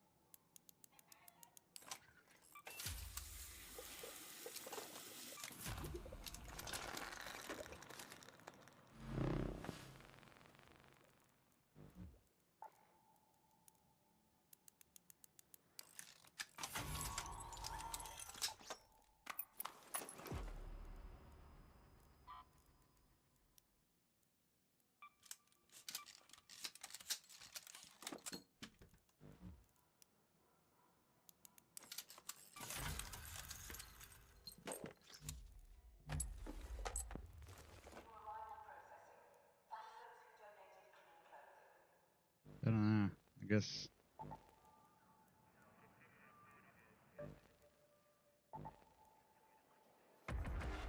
Of the year, and there's kind of talk of new maps and new arc in there. Can you talk to me a bit about how you see new weapons and items being rolled out? I think we're striving to always try to have a little bit of something with each drop, and what we're doing right now is trying to make it as cohesive as possible with whatever that drop is, so there's some interrelation between the other things coming in those updates, and like whether that's how you obtain the item or the item's useful in that situation or things like that. So that would be the intent, I suppose, with how we drop those things. So we shouldn't expect just like 2 new SMGs and a new scope rifle, and that's not going to be the case? I mean, it could be. It's just not necessarily what I'm gonna like state we're doing. It's more needs based. Here's here, and in this video, I wanted to go over the matchmaking controversy that's currently going on with this game. This will actually be the third Arc Raiders video here on the channel so far, and that's mostly due to the fact I truly just enjoy this game and I had a lot of fun playing it. And yesterday, some troubling news came out that's causing quite disturbance in the community, and frankly, it's confusing a lot of people because the players are saying one thing and the developers are basically saying another thing. So in my last Arc Raiders video, I discussed a bit about the matchmaking here in this game, how it's very easy to understand and everybody can basically get the version of the game that they want. The term aggression-based matchmaking is what people are using right now, and it basically boils down to this. If you're a PvP person and you tend to engage other people, you will be matched with other players that have that similar mindset. If you're a PvE-focused person, you kind of just enjoy working with other players instead of fighting them, completing challenges and kind of taking down Arc and all that stuff, then you're likely going to be matched with those kinds of players. Now, of course, we have the human element to contend with, and anything can happen, but that's generally how it works, right? Or I guess so we thought, because yesterday, Virgil Watkins here, the design director over at Embark Studios, he sat down with PC Gamer and discussed matchmaking here with Arc Raiders. PC Gamer asked, in hindsight, do you regret talking publicly about aggression-based matchmaking? It feels like PvE-focused players now feel betrayed if they get attacked in their lobbies at all, whilst PvP players present not being able to dine out on easy kills. How do you view the discourse, and how do you see the balance being struck going forward? To which Virgil responded here, it's been interesting because I think even in the way it came up, it was never intended to be discussed in that matter because it isn't even correct as to how it works. Like we didn't even coin the term aggression-based matchmaking. It's not nearly as binary as people think. There's no such thing as a friendly lobby or an aggressive lobby. The system is still mixing everybody, and everything's down to human motivation. Just because you're tending towards the more peaceful end doesn't remove the autonomy of other people making a choice about wanting your stuff. Now from there, they talked back and forth for a while and swapped stories about player interactions and all that. I'll put a link to the entire interview and article down there in the description, but how they wrap things up here is what I find most interesting. How much weight do the endgame surveys have in matchmaking? To which Virgil responded, 0 factor. Those are just to help us gauge how players feel about the round. They have no mechanical change on what happens to you. Now, the reason why I bring all this up is because this 100% goes against everything I said about matchmaking in my last Arc Raiders video, and also goes against virtually everything that everybody has been saying about the game over the course of the past month. When the game's design director to say there are no friendly lobbies, there are no aggressive lobbies, almost brings up like this sort of like PTSD feeling in me with skill-based matchmaking from the Call of Duty franchise. Because as I'm sure all of you guys remember, for years there, Activision ignored the topic. They pretended it didn't exist, even though it quite obviously did. Then after a while, they finally spoke out about it, and they had all sorts of strange reasonings as to why it existed. And they almost went like out of their way at every turn to pretend that the system does not work the way the players think it does. When quite obviously, it worked exactly how we thought it was. Right? The entire time we were right the entire freaking time. And I think the same thing is happening here with Arc Raiders. There absolutely is aggression-based matchmaking in this game, and while it's likely true, it's not completely binary or anything like that. It might as well be though. You guys know what I mean? Like it's almost like they're downplaying it because they don't want the system to be manipulated by the player base when it's clearly the easiest system in the world to figure out. I'm sure pretty much everyone listening to this video knows about how people reverse boost in Call of Duty or they 2-box in Call of Duty or whatever. They kind of figured out the system and they manipulated it. And after it came out that aggression-based matchmaking is in Arc Raiders, that came out a while ago, players started manipulating this game as well. What they would do is essentially just reverse boost, right? They would just run into a lobby with a free kit, they would head towards any gunfire, and they would let enemy players kill them without taking a single shot back. If you do that for even just like 3 matches or so, you're then going to be put into friendly lobbies. And once you're in those friendly lobbies, you always know what to expect. It does not change. It is completely the same every single time. And in my own personal experience, oftentimes it would actually get a little bit boring in those friendly lobbies because there's no tension. And I think that's what they're kind of worried about over at Embark right now is when there's no tension, it takes away from the game a little bit. But that's kind of how their system is set up. It gets to the point if you're in like the really friendly lobbies where the only tension is if you accidentally get killed by Arc, like, I don't know, you fall off a building or you run out of ammo and Arc takes you out. Like, the only tension is to whether or not there's a player nearby with a defib. It's not so much you're worried that other players are close to you. It's quite the opposite. You're more worried if other players aren't close to you because if something bad happens, nobody's there to revive you. That's really what it comes down to. That's how friendly the lobbies get here with Arc Raiders if you're the kind of person that never shoots at other players. If you're always in these friendly lobbies, you don't have to worry about players, right? Because why would you? If no one ever tries to kill you, then that sense of danger goes away and you load in, kit it out every single time. Whereas before, if you're worried about dying and you're trying to accomplish a task, you might go in with like an anvil, maybe some heavy ammo, some bandages or whatever. But if you're in the super friendly lobbies and you're used to being in those friendly lobbies, then you're gonna end up like this guy here who's just rushing towards the claim with 14 freaking wolf packs in his inventory and a Jupiter with only a freaking green shield and absolutely no healing. Like the reason why he went in here did this is because his lobbies are that friendly and he never has to worry about anybody shooting him. That's why people started the game system. When it came out that aggression-based matchmaking is in the game, people would reverse boost, if you will. That's basically what they would do. They would get in these friendly lobbies and then they would try to kill everybody who's just there to do their challenges and their trials. This guy's inventory alone here is worth almost 200k. And if you're just like this PvP reverse booster style person, that's an awful lot of goop for you just to grab off of somebody who likely isn't even gonna be able to shoot you back because he's all decked out for PvE. You're decked out for PvP. He's basically a walking care package, right? So that's what people were doing. They were reverse boosting into the friendly lobbies, killing the friendly people, and that obviously made everybody mad because like, wait a minute, my lobbies are supposed to be friendly. Why is this guy in here killing me? And it created this entire situation where Embark is now trying to backpedal on what they said before because announcing that aggression-based matchmaking was in the game had sort of this domino effect where instead of things happening organically, people are intentionally gaming the system, right? And that, my friends, is why I think they're trying to muddy the waters around the system. It's because no game developer wants their matchmaking to be exploited. But what they have in place right now, for all intents and purposes, even though it goes against everything he said in that interview, there are friendly lobbies and there are aggressive lobbies. It's really that simple, and I can prove it. So literally right after reading this article, I booted up the game, and just by sheer happenstance, it just happened to be what was there when I booted up the game. The friendliest map condition was available, right? Hidden bunker. Everyone basically works together on this condition, not always, but most of the time you think they have to if you actually want to get into the hidden bunker and actually do your trials. It's pretty much the friendliest major map condition available, but it was only one available, so I jumped in here, right? And right away, I was met with like 8 other players, and literally every single one of them was friendly. I don't know how to get on the top of this. Oh, maybe go this way. Nope, that's it. To get up to the roof? Yeah, I think so. That'd be silly for the event, wouldn't it? Be really silly. Oh, no, you might be right. Shit. That are zip lines. Yeah. Oh, yeah, we got 3 more over here. You boys know how to get on top of this roof because I think we need a key. Yeah, I think we need a zip. I know. We need a zip key.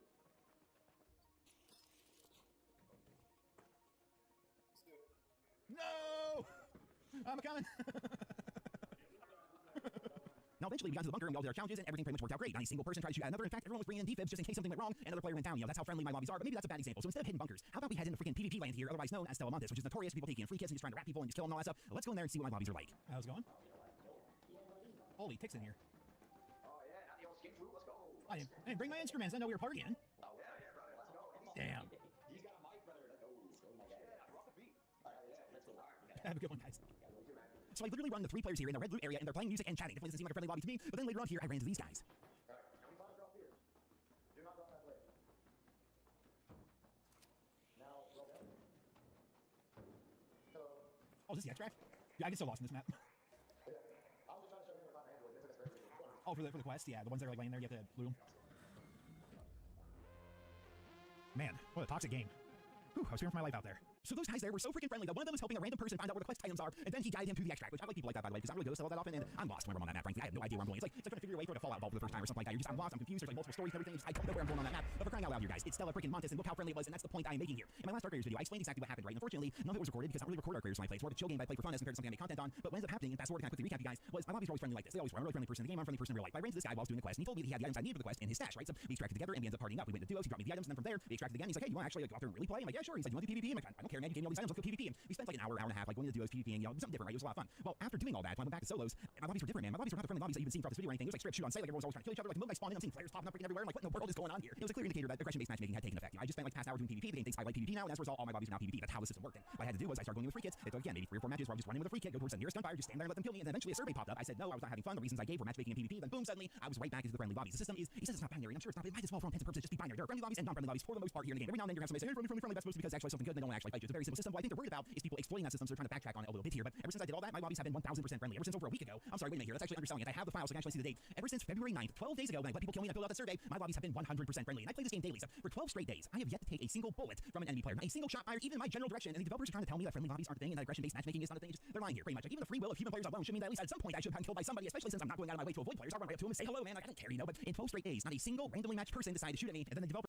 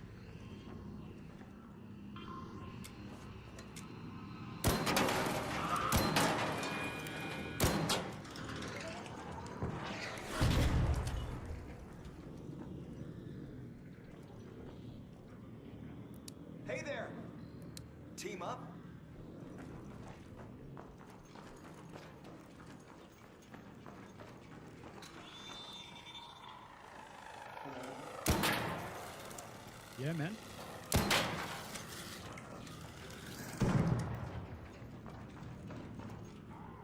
Trying to take this Rocketeer down.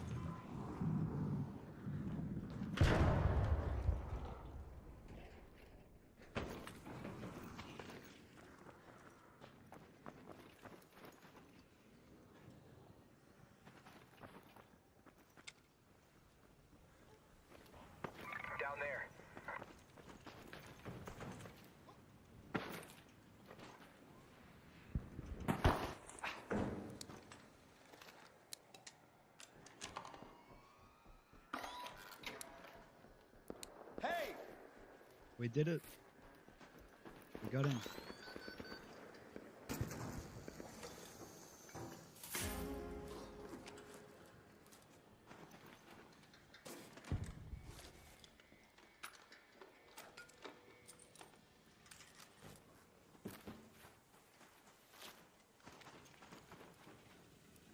Hey, Raider. Hey, my friend. Hi, hi. Element. Good job, bro.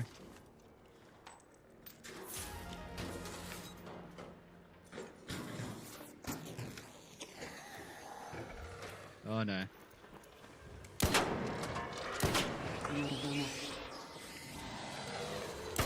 I got it. I got it.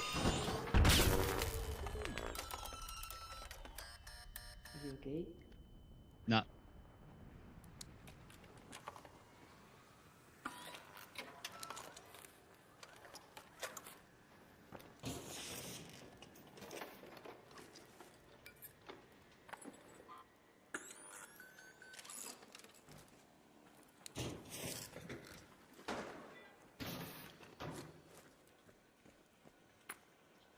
Bye. GG. Head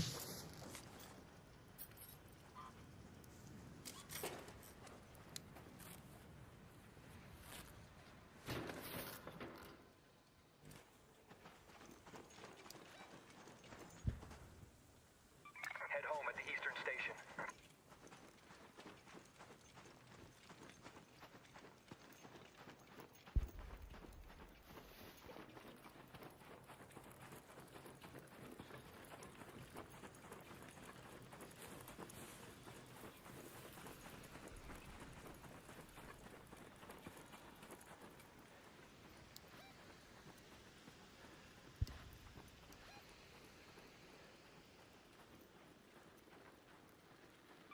Let's go to that metro.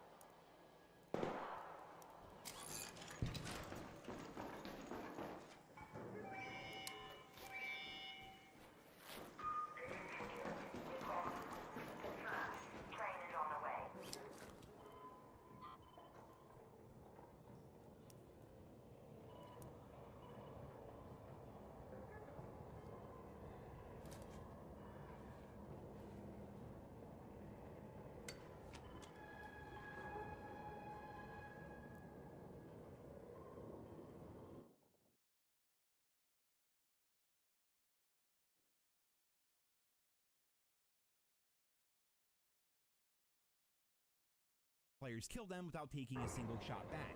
If you do that for even just like 3 matches or so, you're then going to be put into friendly lobbies. So once you're in those friendly lobbies, you always know what to expect. It does not change. It is completely the same every single time. And in my own personal experience, oftentimes it would actually get a little bit boring in those friendly lobbies because there's no tension. And I think that's what they're kind of worried about over at Embark right now is when there's no tension, it takes away from the game a little bit or shoots at other players. If you're always in these friendly lobbies, you don't have to worry about players, right? Because why would you? If no one ever tries to kill you, then that sense of danger goes away and you load in, kit it out every single time. Whereas before, you know, if you're worried about dying and you're trying to accomplish a task, you might go in with like an anvil, maybe some heavy ammo and some bandages or whatever. But if you're in the super friendly lobbies and you're used to being in those friendly lobbies, then you're gonna end up like this guy here who's just rushing towards the queen with 14 freaking wolf packs in his inventory and a Jupiter with only a freaking green shield and absolute absolutely no healing. Like, the reason why he went in here and did this is because his lobbies are that friendly and he never has to worry about anybody shooting him. That's why people started to game the system. When it came out that aggression-based matchmaking is in the game, people would reverse boost, if you will. That's basically what they would do. They would get in these friendly lobbies, and then they would try to kill everybody who was just there to do their challenges and their trials. This guy's inventory alone here is worth almost 200k, and if you're just like this PvP reverse booster style person,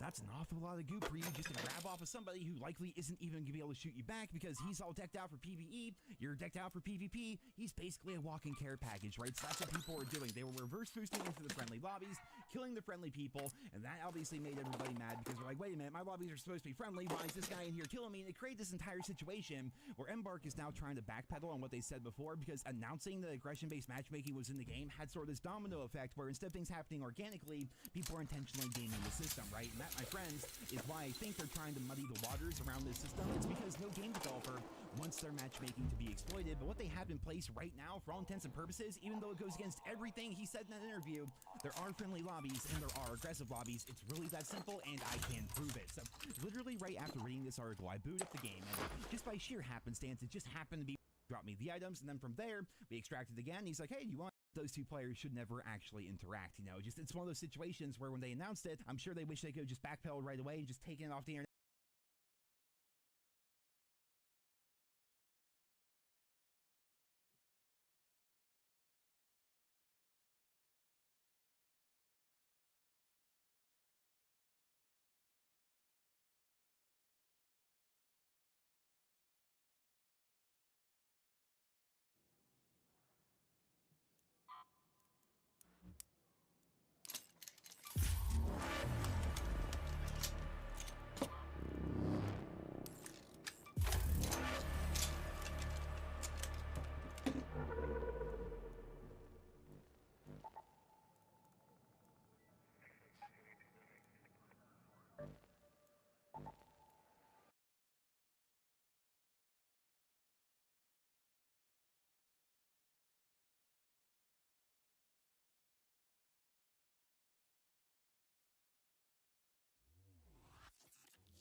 Arc Raiders into giving you a peaceful PvE, almost PvE focused experience.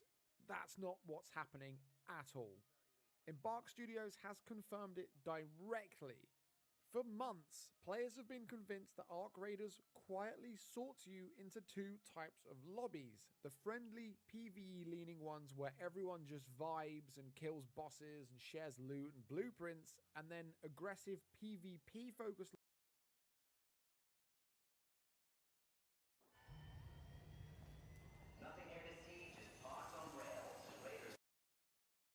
This is a video I'm making for the young man who stopped me on the street of Rodeo Drive and said that he had made $80,000 doing sales, and he stopped because he was no longer passionate about it.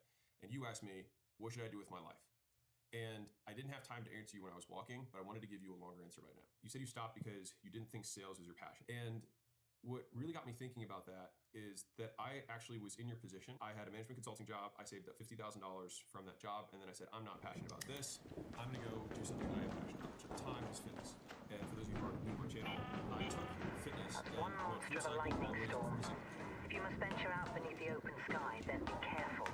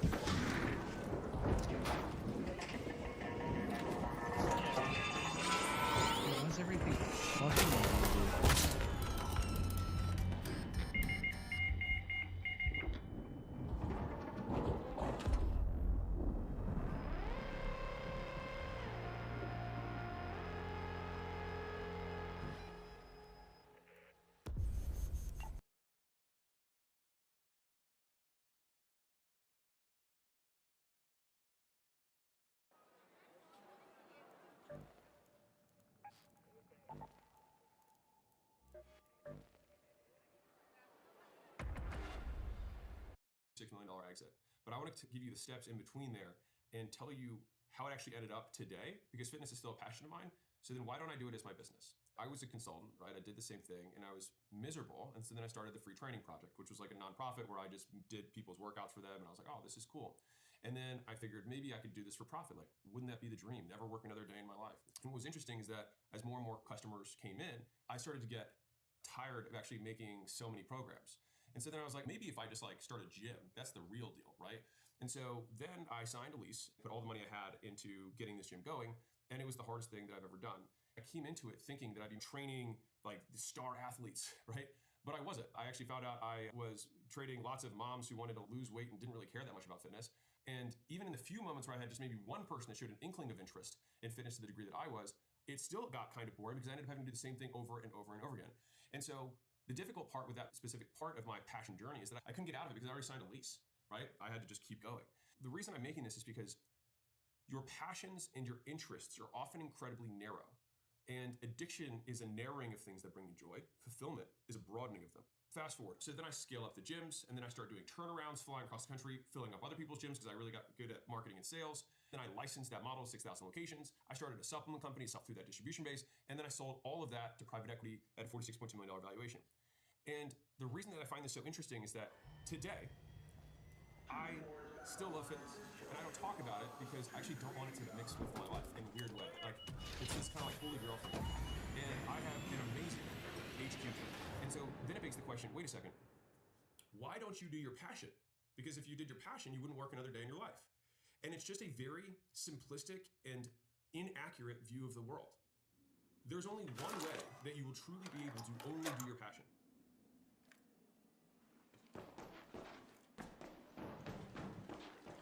Yeah, this man is so cool. Shani here. You're looking for shipping containers that stand out. That's all the help I can offer. Let's avoid that.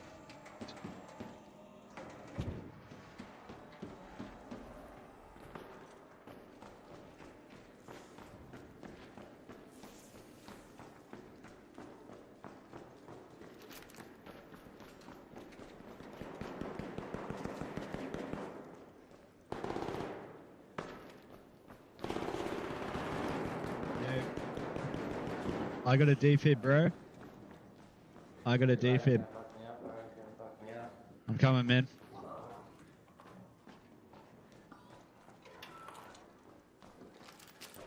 Yeah, man. You friendly? You friendly, man? Bro, it's alright. It's alright. Okay. Sweet. What happened? Oh yeah, what happened to that other guy? I don't know, just like, he looked at me funny, eh? Oh shit. Okay. Yeah, fuck that guy. Yeah. What the hell? Yeah. Alright, man. GG's, bro. Have a good one.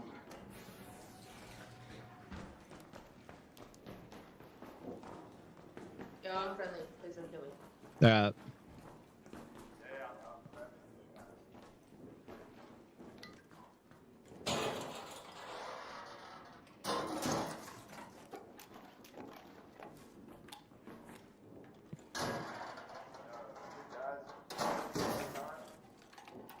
Not really. I think... Yeah, this guy in the white killed someone, but in self-defense. Yeah. That's why it wasn't me that killed that buddy. It's definitely the other guy.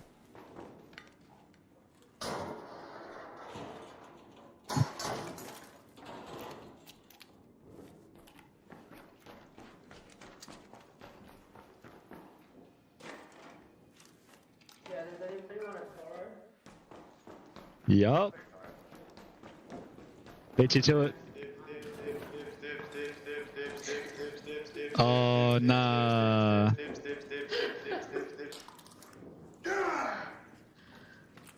Freaking beat me to it. Oh, whoa. Oh. Yeah, freaking. Dude, that guy's not friendly. He's coming for you. I'm friendly. Bro, you freaking. Wait, what? I'm friendly.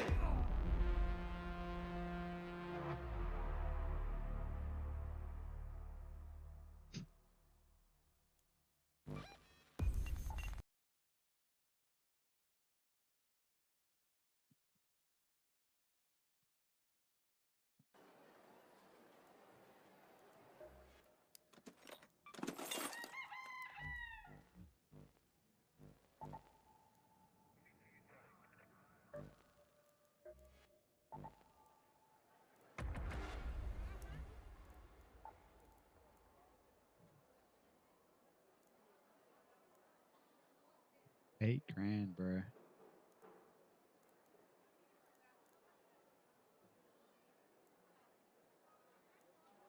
Yeah, sell.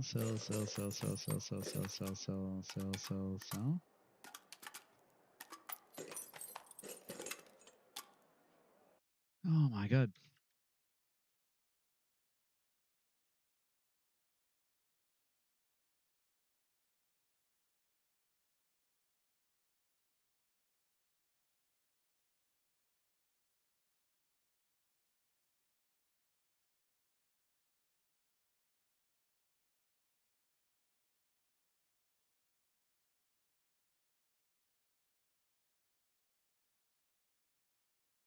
It's always worth dropping a matriarch reactor for someone. And you'll see on this particular map, we ended up coming out with 119k off of a free kit, which is absolutely insane. And don't wince too much because I sold all of this. I'm only in it for the money. I'm going to switch now to a live commentary of a similar match that I played on a Queen Harvester. And we start off with a little tip about your skill tree. On my skill tree, you'll notice that I do have broad shoulders for the extra weight. So that gives you an extra 10 kilos.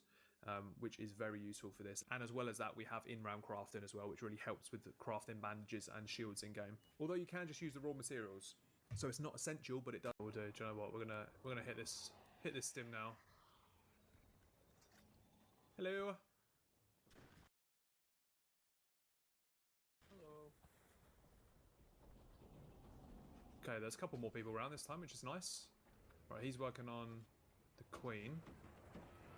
So we might get lucky here and get a couple of legs pop off. Okay, so we can breach these, get the energy ammo from there. So there's 5k a piece, which is handy. There we go, there's 5k. We'll take the circuitry as well and the power cell for a little bit more shield. Now we're right to get the shield taken off. It's a little bit annoying. Oh, I do see some legs out there. So does that guy. Sure, we're gonna go for it. Oh, bad move. There are a lot of legs here. Shit!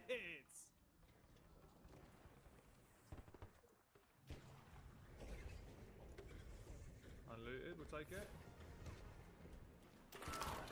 Any legs come off? Okay. Yep, one here, we'll have this.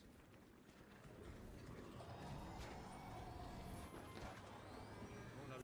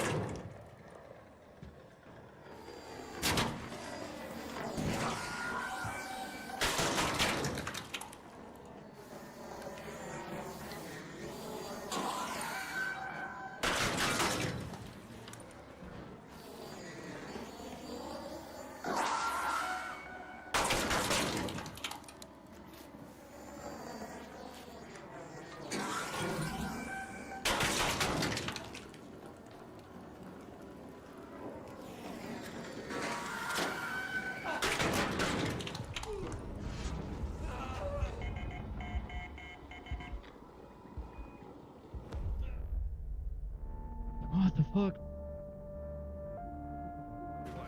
This time. Oh, we got another one.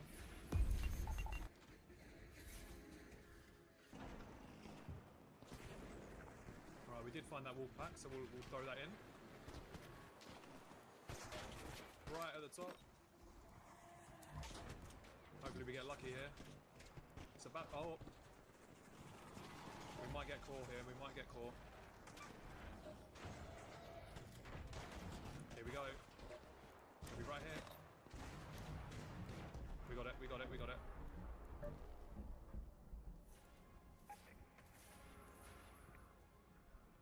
Boom, so we could take all this. We're gonna be nice, we're gonna be nice.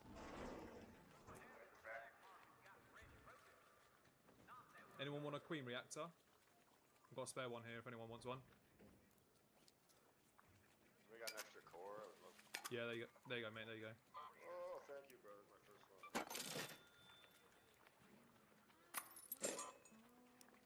Alright, and someone's got the guitar out already. Lovely. And just like that, we're returning to Speranza with a healthy 94k. Not too bad. Not too bad.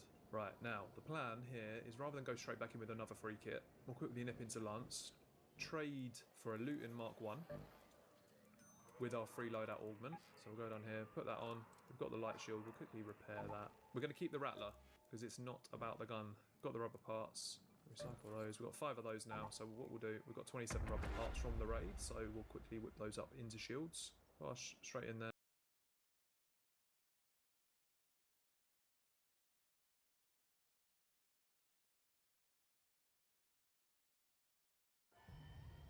$300k an hour consistently. Making money for expeditions and your favorite loadouts can feel overwhelming, especially if you know everyone. All you need to do is, and you can find those results in the video description. But how does it work? So minimizing the time spent running to be effective, and this money-making concept does not work if you engage with everything you see. We keep our runs short, check. Rule number 2 is take blue and leave. The best bang for buck money-making methods are generally more riskier, because they require PvP, good game knowledge, costly preparation, or reliable teammates. My method requires none of that, and can be done solo, 24/7, without the need to rely on event timing. Our goal is straightforward. Fill the inventory with blue or better items, and leave as soon as you can. The reason is simple, they are valuable enough so you don't have to do any math on the items or juggle them around to decide what to take or leave. Now don't get it twisted, we're not doing resource runs. Our goal is to sell almost everything we manage to get from the raid. That's the only way this works well. You won't be selling the cheap loadout you went in with, the key cards you have found, and obviously the blueprints you want to learn. Also, do not recycle anything in or out of the raid. The outcome of that is always losing money. Let's go to the Grandioso Apartments. If you like what you have seen so far, then hit the like button and subscribe. Rule number 3. Optimal augment and minimal loadout. Yes. Getting topside with a free loadout to make money sounds perfect. And it is, for a start. For your following runs, you want to upgrade as soon as possible because the additional safe pockets and the inventory slots will quickly generate you more value than the potential loss of your loadout. You will not lose any of your existing stash value if you go in with a free loadout. You can only gain. Once you have extracted with that, then sell the loot, keep your weapon and the ammo with your basic heal and shield recharges, and exchange that free loadout augment for a looting MK1 by trading lands. This free upgrade alone gives you 15 kilograms of extra carrying capacity, 4 extra slots, and 1 safe pocket. If you know that your lobbies are mostly peaceful already, then you can opt in for a looting MK2 as well. Here you have 2 options. You can either craft it yourself for 2 electrical components and 3 magnets, or alternatively, you can use your blue credits and buy it from Trader Shawnee. You can get 2 per day for 100 credits each. When comparing the blue augment with the green one, you will be able to carry an additional 10 kilograms with 4 extra slots, 3 trinket slots, and 1 extra safe pocket. Remember to utilize your safe pockets, those are instantly banked money.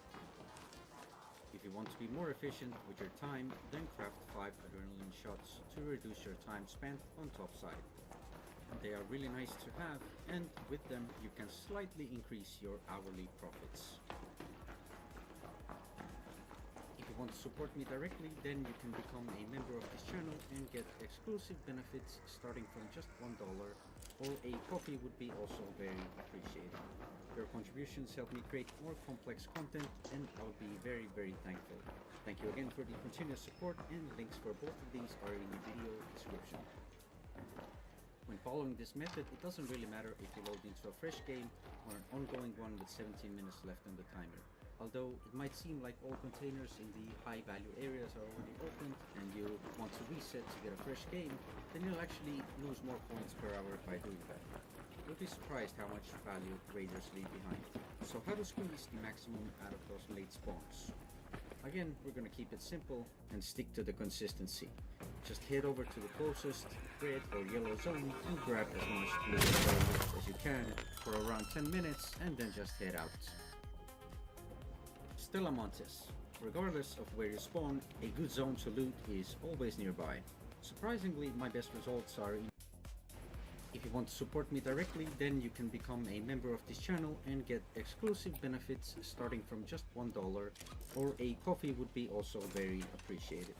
Your contributions help me create more complex content, and I would be very, very thankful. Thank you again for the continuous support, and links for both of these are in the video description. When following this method, it doesn't really matter if you load into a fresh game or an ongoing one with 17 minutes left on the timer. Although it might seem like all containers in the high value areas are already opened and you want to reset to get a fresh game, then you'll actually lose more coins per hour by doing that. You'll be surprised how much value raiders leave behind. So how to squeeze the maximum out of those late spawns? Again, we're gonna keep it simple and stick to the consistency. Just head over to the closest red or yellow zone.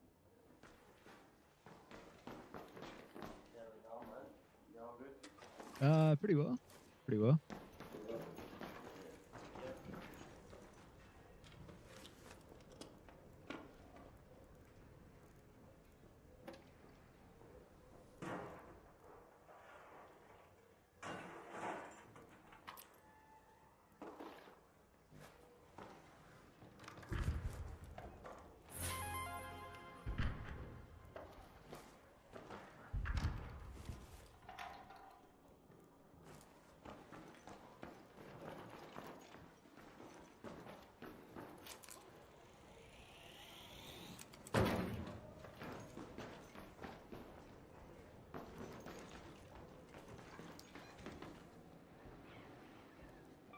Let's head home at the southern station.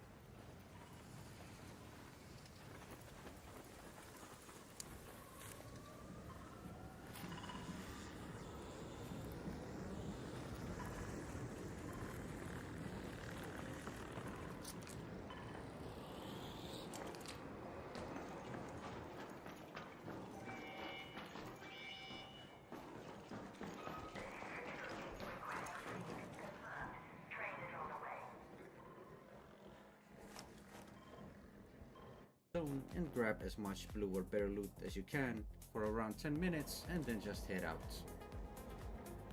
Stella Montes. Regardless of where you spawn, a good zone to loot is always nearby. Surprisingly, my best results are in a yellow area, assembly. You can find tons of technological high sell value loot in very close proximity. If assembly is empty, head straight to medical research. It's a red high value loot zone. Or run towards the yellow loading bay with lots of containers for industrial loot. I always skip yellow lobby because it does not have the container density of other areas, and cultural archives, although a red area has been overall very underwhelming for me. On Buried City, you want to spawn in the northern part of the map, because the southern areas have less loot container density.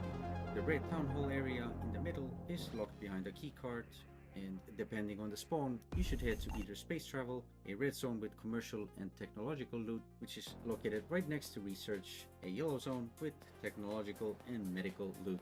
If you spawn towards west, make your way to the hospital, a red zone with medical loot, and right next door there is a library, a yellow zone with old world and commercial loot. Dam Grounds.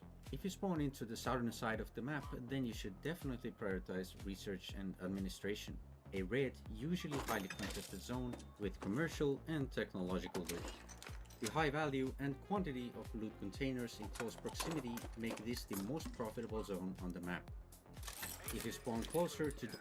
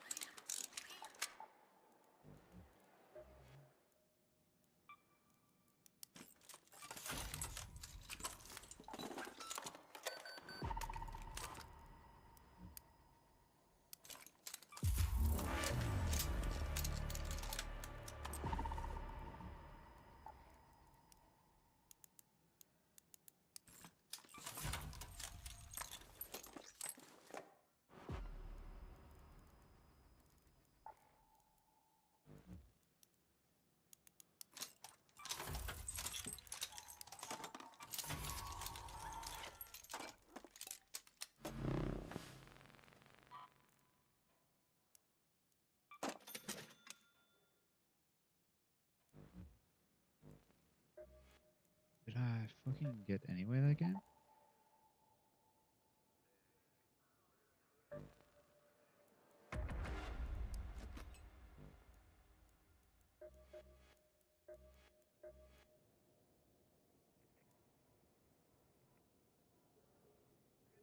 Dam Grounds. If you spawn into the southern side of the map, then you should definitely prioritize research and administration, a red, usually highly contested zone with commercial and technological loot.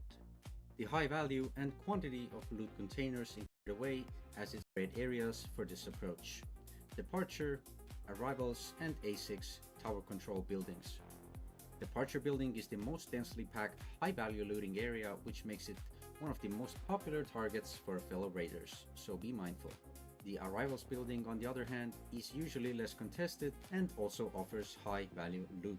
The A6 control tower building and the office also offer great looting opportunities, and if you happen to have a keycard for the control tower, then you can expect some additional high-tier loot with a scenic view as a bonus. Blue Gate. Not the best option for spending anything. So once again, 3 rules were to stop doing unpaid work, take blue and leave, and optimal augment and minimal loadout. You're free to progress this concept further in any way. Rule number 3. Optimal augment and minimal loadout. Getting topside with a free loadout to make money sounds perfect. And it is, for a start. For your following runs, you want to upgrade as soon as possible because the additional safe pockets and the inventory slots will quickly generate you more value than the potential loss of your loadout. You will not lose any of your existing stash value if you go in with a free loadout. You can only gain. Once you have extracted with that, then sell the loot, keep your weapon and the ammo with your basic heal and shield rechargers, and exchange that free loadout augment for a looting MK1 by trading lands. This free upgrade alone gives you 15 kilograms of extra carrying capacity, 4 extra slots, and 1 safe pocket. If you know that your lobbies are mostly peaceful already, then you can opt in for a looting MK2 as well. Here you have 2 options. You can either craft it yourself for 2 electrical components and 3 magnets, or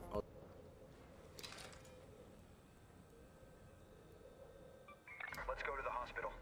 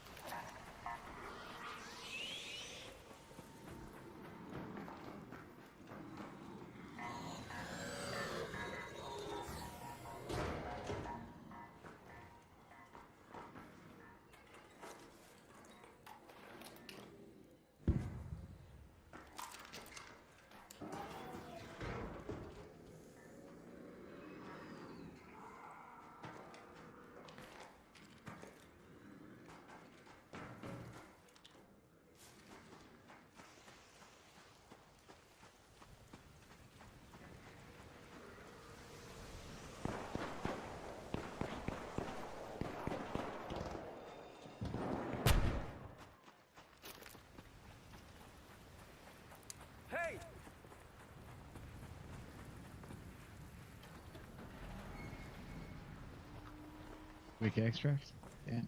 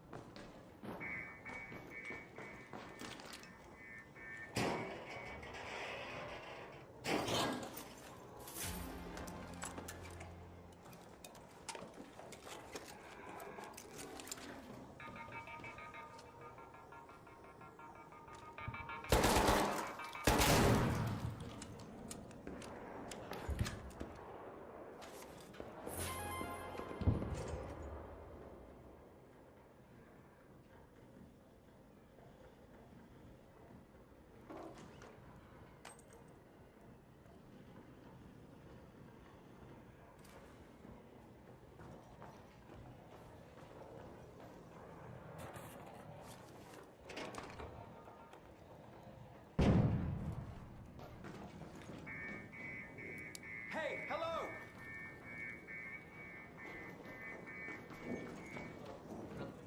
Okay. Okay. I'm a holster my weapon in good faith.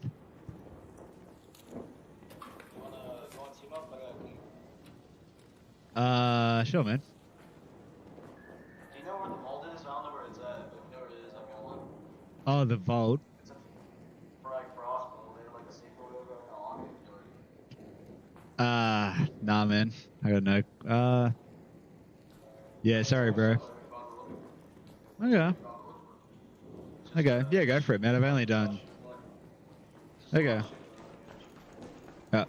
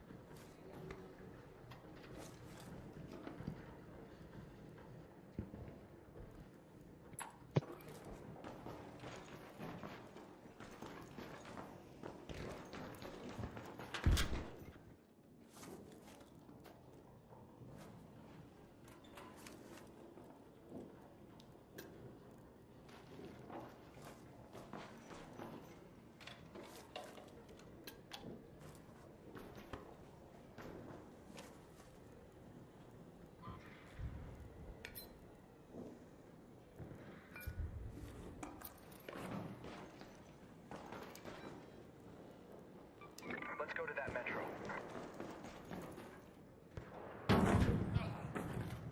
What the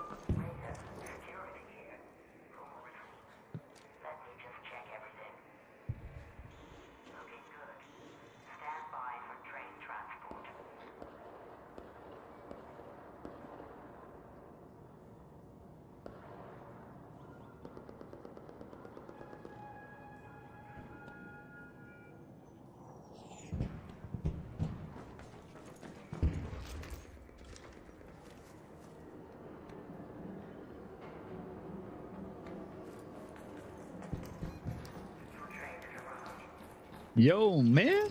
Oh, it's you. Hey, man. Just trying to get back to Speranza. Yes, sir. Good fucking hunting, bro. You too, man.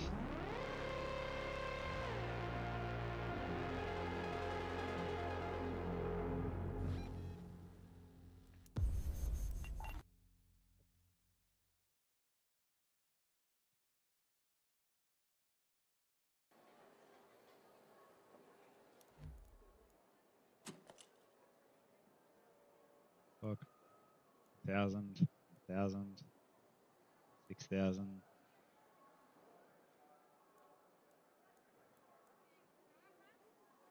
$500.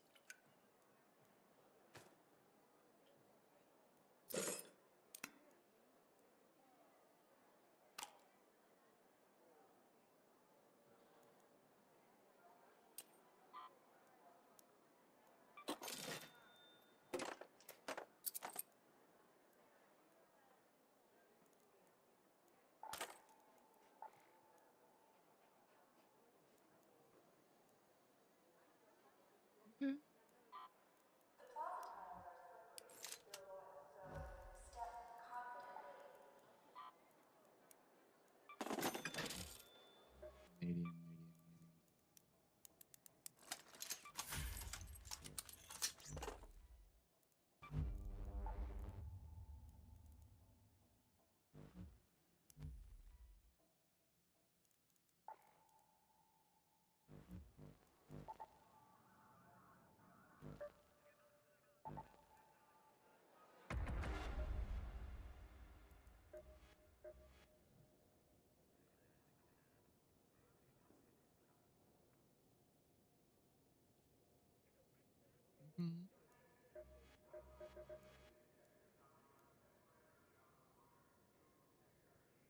Alternatively, you can use your blue credits and buy it from Trader Shawnee. You can get 2 per day for 100 credits each. When comparing the blue augment with the green one, you will be able to carry an additional 10 kilograms with 4 extra slots.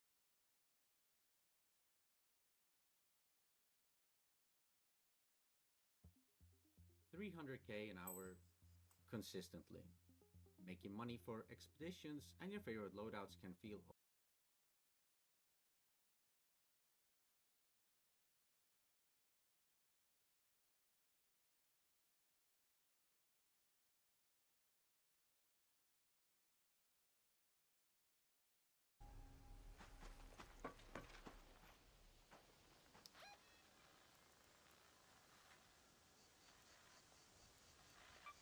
Let's go to Plaza Rosa. Go to space travel. Go to the Grandioso apartments.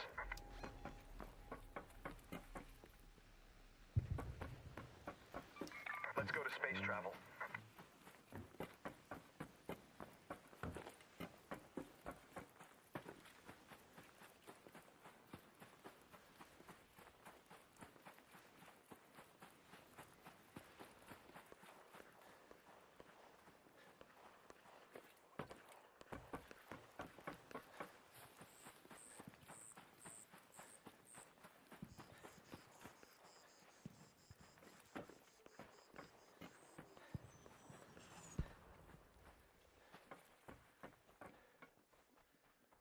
Hey there!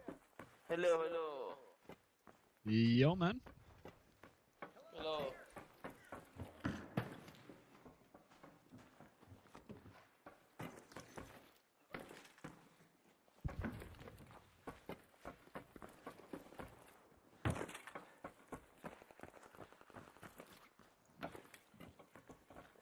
Yo, Habibi.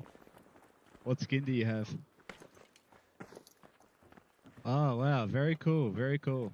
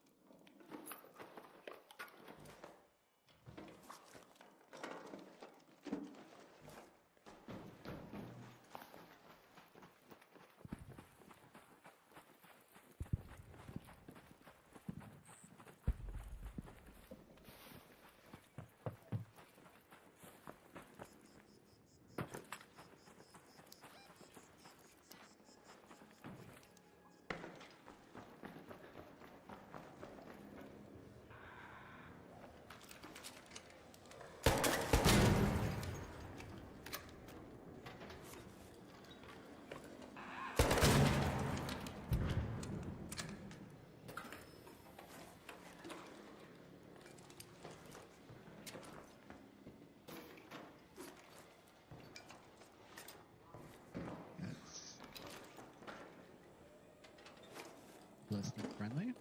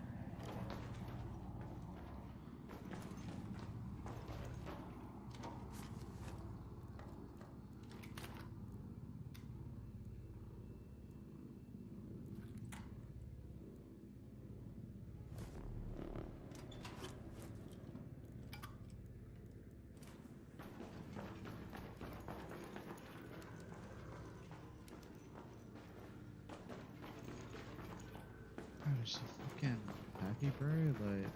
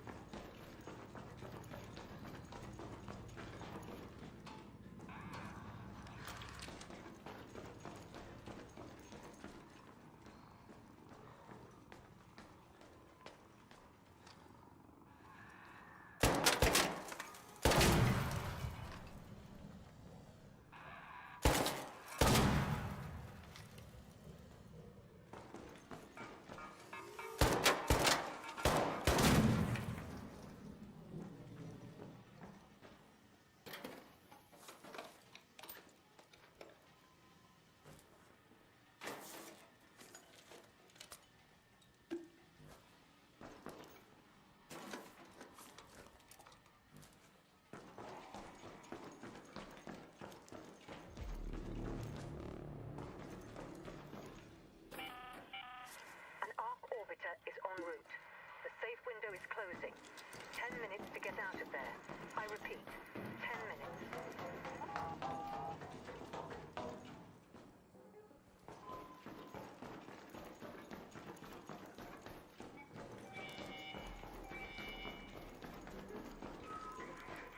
Request received. Confirmed. Train is on the way.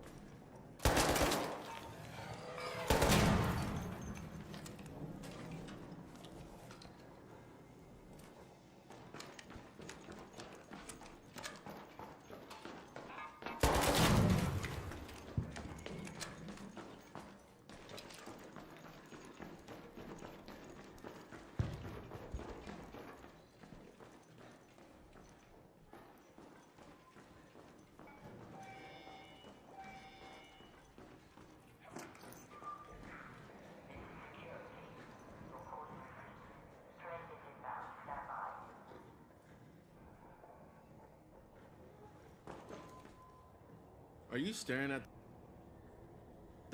So there's a guy right there. 137 there with that, and we need this. I'm dropping the antiseptic as well. Go ahead and drop that. And now I'm going back to the place that I was talking about back here around these roofs. Very, very nice. Almost never seen these looted. Very, very rarely. Here we go. Look at that. It's just infinite chimneys, boys. And you don't even really have to loot anything else. I guess you can loot some of the main buildings if you want, but with the amount of chimneys.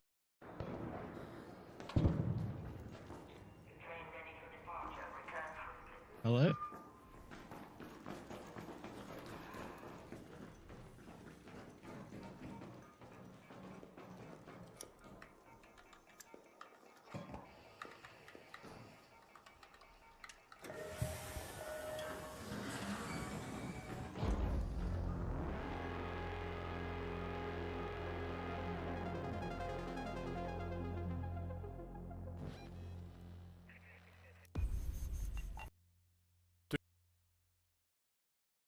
Here's how to easily make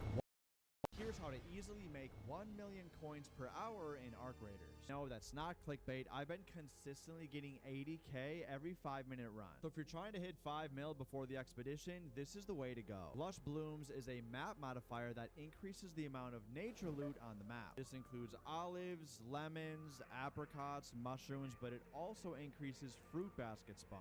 Not only are these an easy way to get fruit for scrappy levels, but they're also super valuable. In most maps have over 50 potential spawn locations, with the only exceptions being Blue Gate and Salamantis. When a Lush Blooms map is up, pull up Metaforge on your phone or a second monitor and filter for the basket spawns. Load in with a looting augment and hatch key, then run to the nearest baskets once you spawn in. If the first couple baskets are empty, just surrender and reset to save yourself some time. Otherwise, once you're full, hit the nearest raider hatch or extract if you didn't bring a key in. But be prepared to fight extract campers, as people are starting to catch on to this method, especially in solo. With just a green looting augment, you can expect 80k per run or 50k with a free loadout. Here's how to easily make 1 million coins per hour in Arc Raiders. No, that's not clickbait. I've been consistently getting 80k every 5-minute run. So if you're trying to hit 5 mil before the expedition, this is the way to go. Lush Blooms is a map modifier that increases the amount of nature loot on the map. This includes olives, lemons,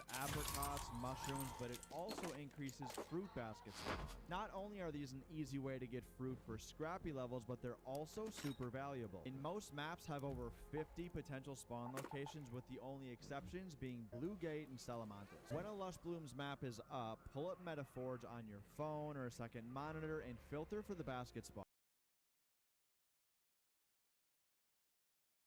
The second expedition right around the corner, players are going to be scrambling for loot. It's also the second expedition right around the corner, players are going to be scrambling for loot. It's also going to bring out those down bad free kit rats. Imagine being this guy. Yeah, maybe for you.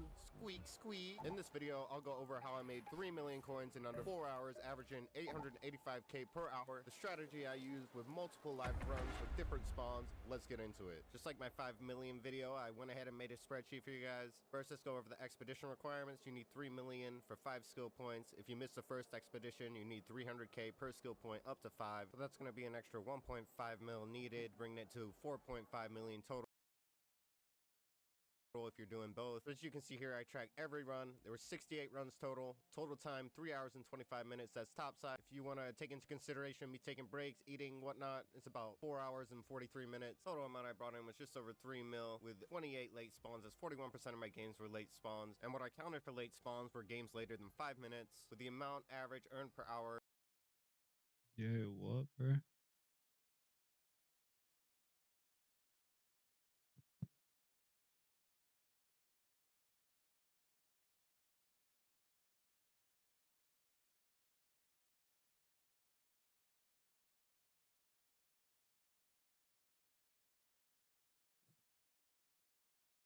at this rate I was going 885k per hour with 65 runs under 5 minutes, 3 failed runs. Here's my best run, my worst run. I also tracked the spawns. Game loves to spawn me in archives. I don't know why. I spawned there 24 times with 14 late spawns. Spawned in assembly 16 times. Half of those were late spawns. I had about 28 total late spawns, so 41% of my games were late spawns. Also, the codex value will differ here. These runs were all consecutive. They're different because I sold items instead, and when you sell items, you get a little bit more value. It doesn't really track it in the codex like that. Let's get into the strategy I used. What I always did was try to prioritize medical and assembly. Nothing in Stella compares to loot when it comes to those two places, so always try to rush them in fresh games. Late games, I would go to one spot, and if it was looted, I would just get out right away, so I'm not sitting in the raid for 6 minutes coming out with 30k for time efficiency. For late games, you can sometimes turn them into resource runs, aka sensors for hatch keys. I usually like to get around 3 sensors per run. That way, you can basically have unlimited hatch keys and craft hatch keys in between rounds. Lobby is okay too if you have to. The 3rd floor room and breaches, and there's 2 weapon cases around there. Archives is a pilot. Fresh game on Archives, try to rush lobby and assembly. It's not that far. Stella's a small map, so it's like 100 meters out. On late games on Archives, I'll loot the outside areas, do resource runs, and loot the drawers. I'll be showing you in these live runs here. Let's get into it.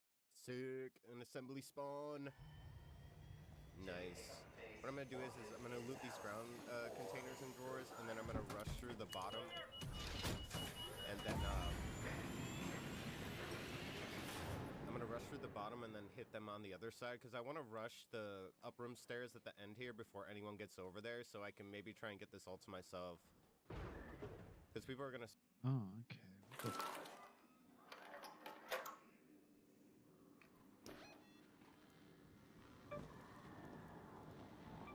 Let's go to the assembly workshops. Burning the midnight oil raider? Just be careful. Plenty of loot to go around, but ARC is being extra watchful.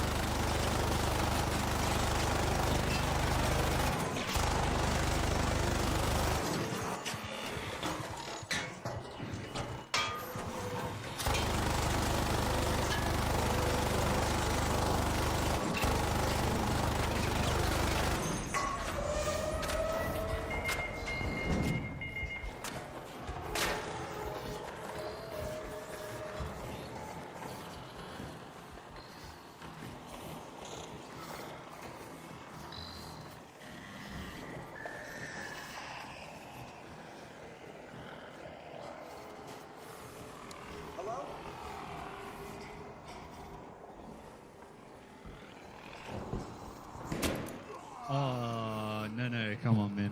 Come on, man. Nah, bro, please, bro.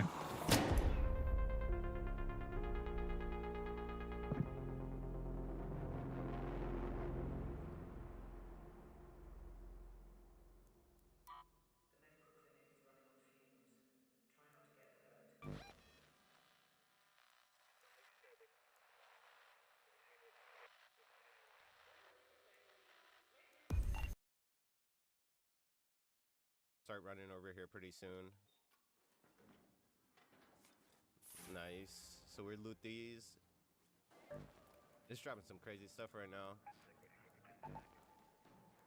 So this is the route I like to take. I do miss the breach right above there, but I don't take that on purpose just because I need to be fast because people are going to start rushing over here. So this is the second floor I was talking about. We're just looting all these containers and drawers. Watch out for pops up here, though. There's usually a lot. Nice. Don't shoot. Don't shoot. So then we'll loot and clear up here. I saved the breach on the first one. I usually like to collect that one at the end. Nice. So this could be a crazy run, huh? Got a lot of good stuff, bro. I basically almost just looted all of assembly by myself. Damn, bro. What should I do? Should I take that key? Should I take the key? Maybe drop it for chemicals? I don't know. Keys aren't really worth anything, you know. But I could incorporate that into later on. Nah. Oh, I forgot to tumble. Alright, so yeah, I'm just gonna hit this. I think someone went upstairs. I did sacrifice upstairs for, you know, the first floor and whatnot, but I think I'm gonna hit this and get out.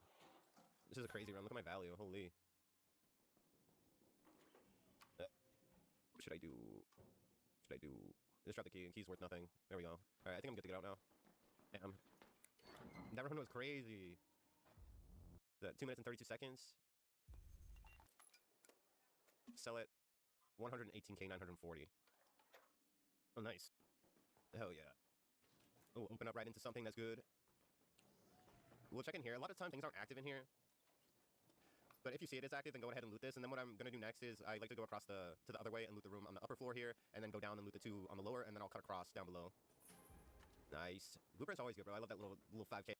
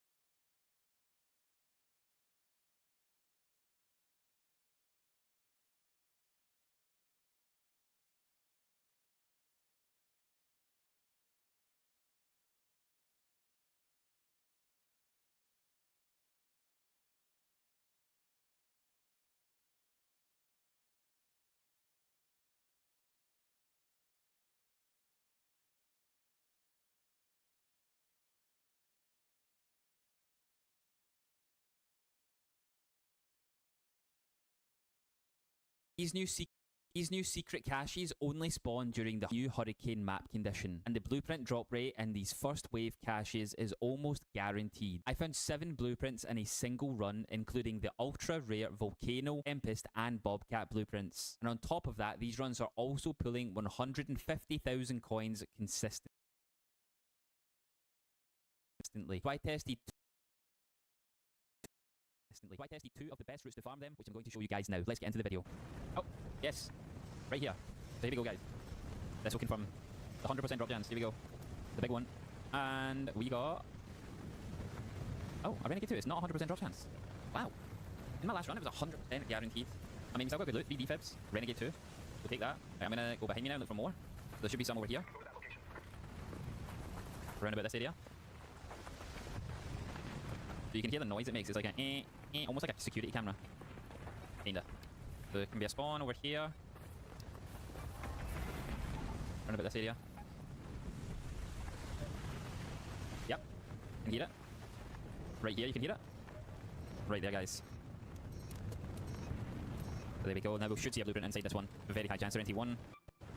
And no blueprint. Okay. Processors though. Look at the loot you get from these things. They're insane. They're really good. Okay, so now we are gonna go. We should maybe find one of water towers. Not sure if that's the same spawn as the one I just found. It might be. Could be around here. Yeah, I think I think that shares the same spawn location. So I'm gonna move on up. I think that's also the ones up here are the same spawn location, but we're gonna try and have a look anyway. Be around about here. There should be one up to the left up here. This spawn point also. So I think they do share the reader cache spawns. Do you hear anything?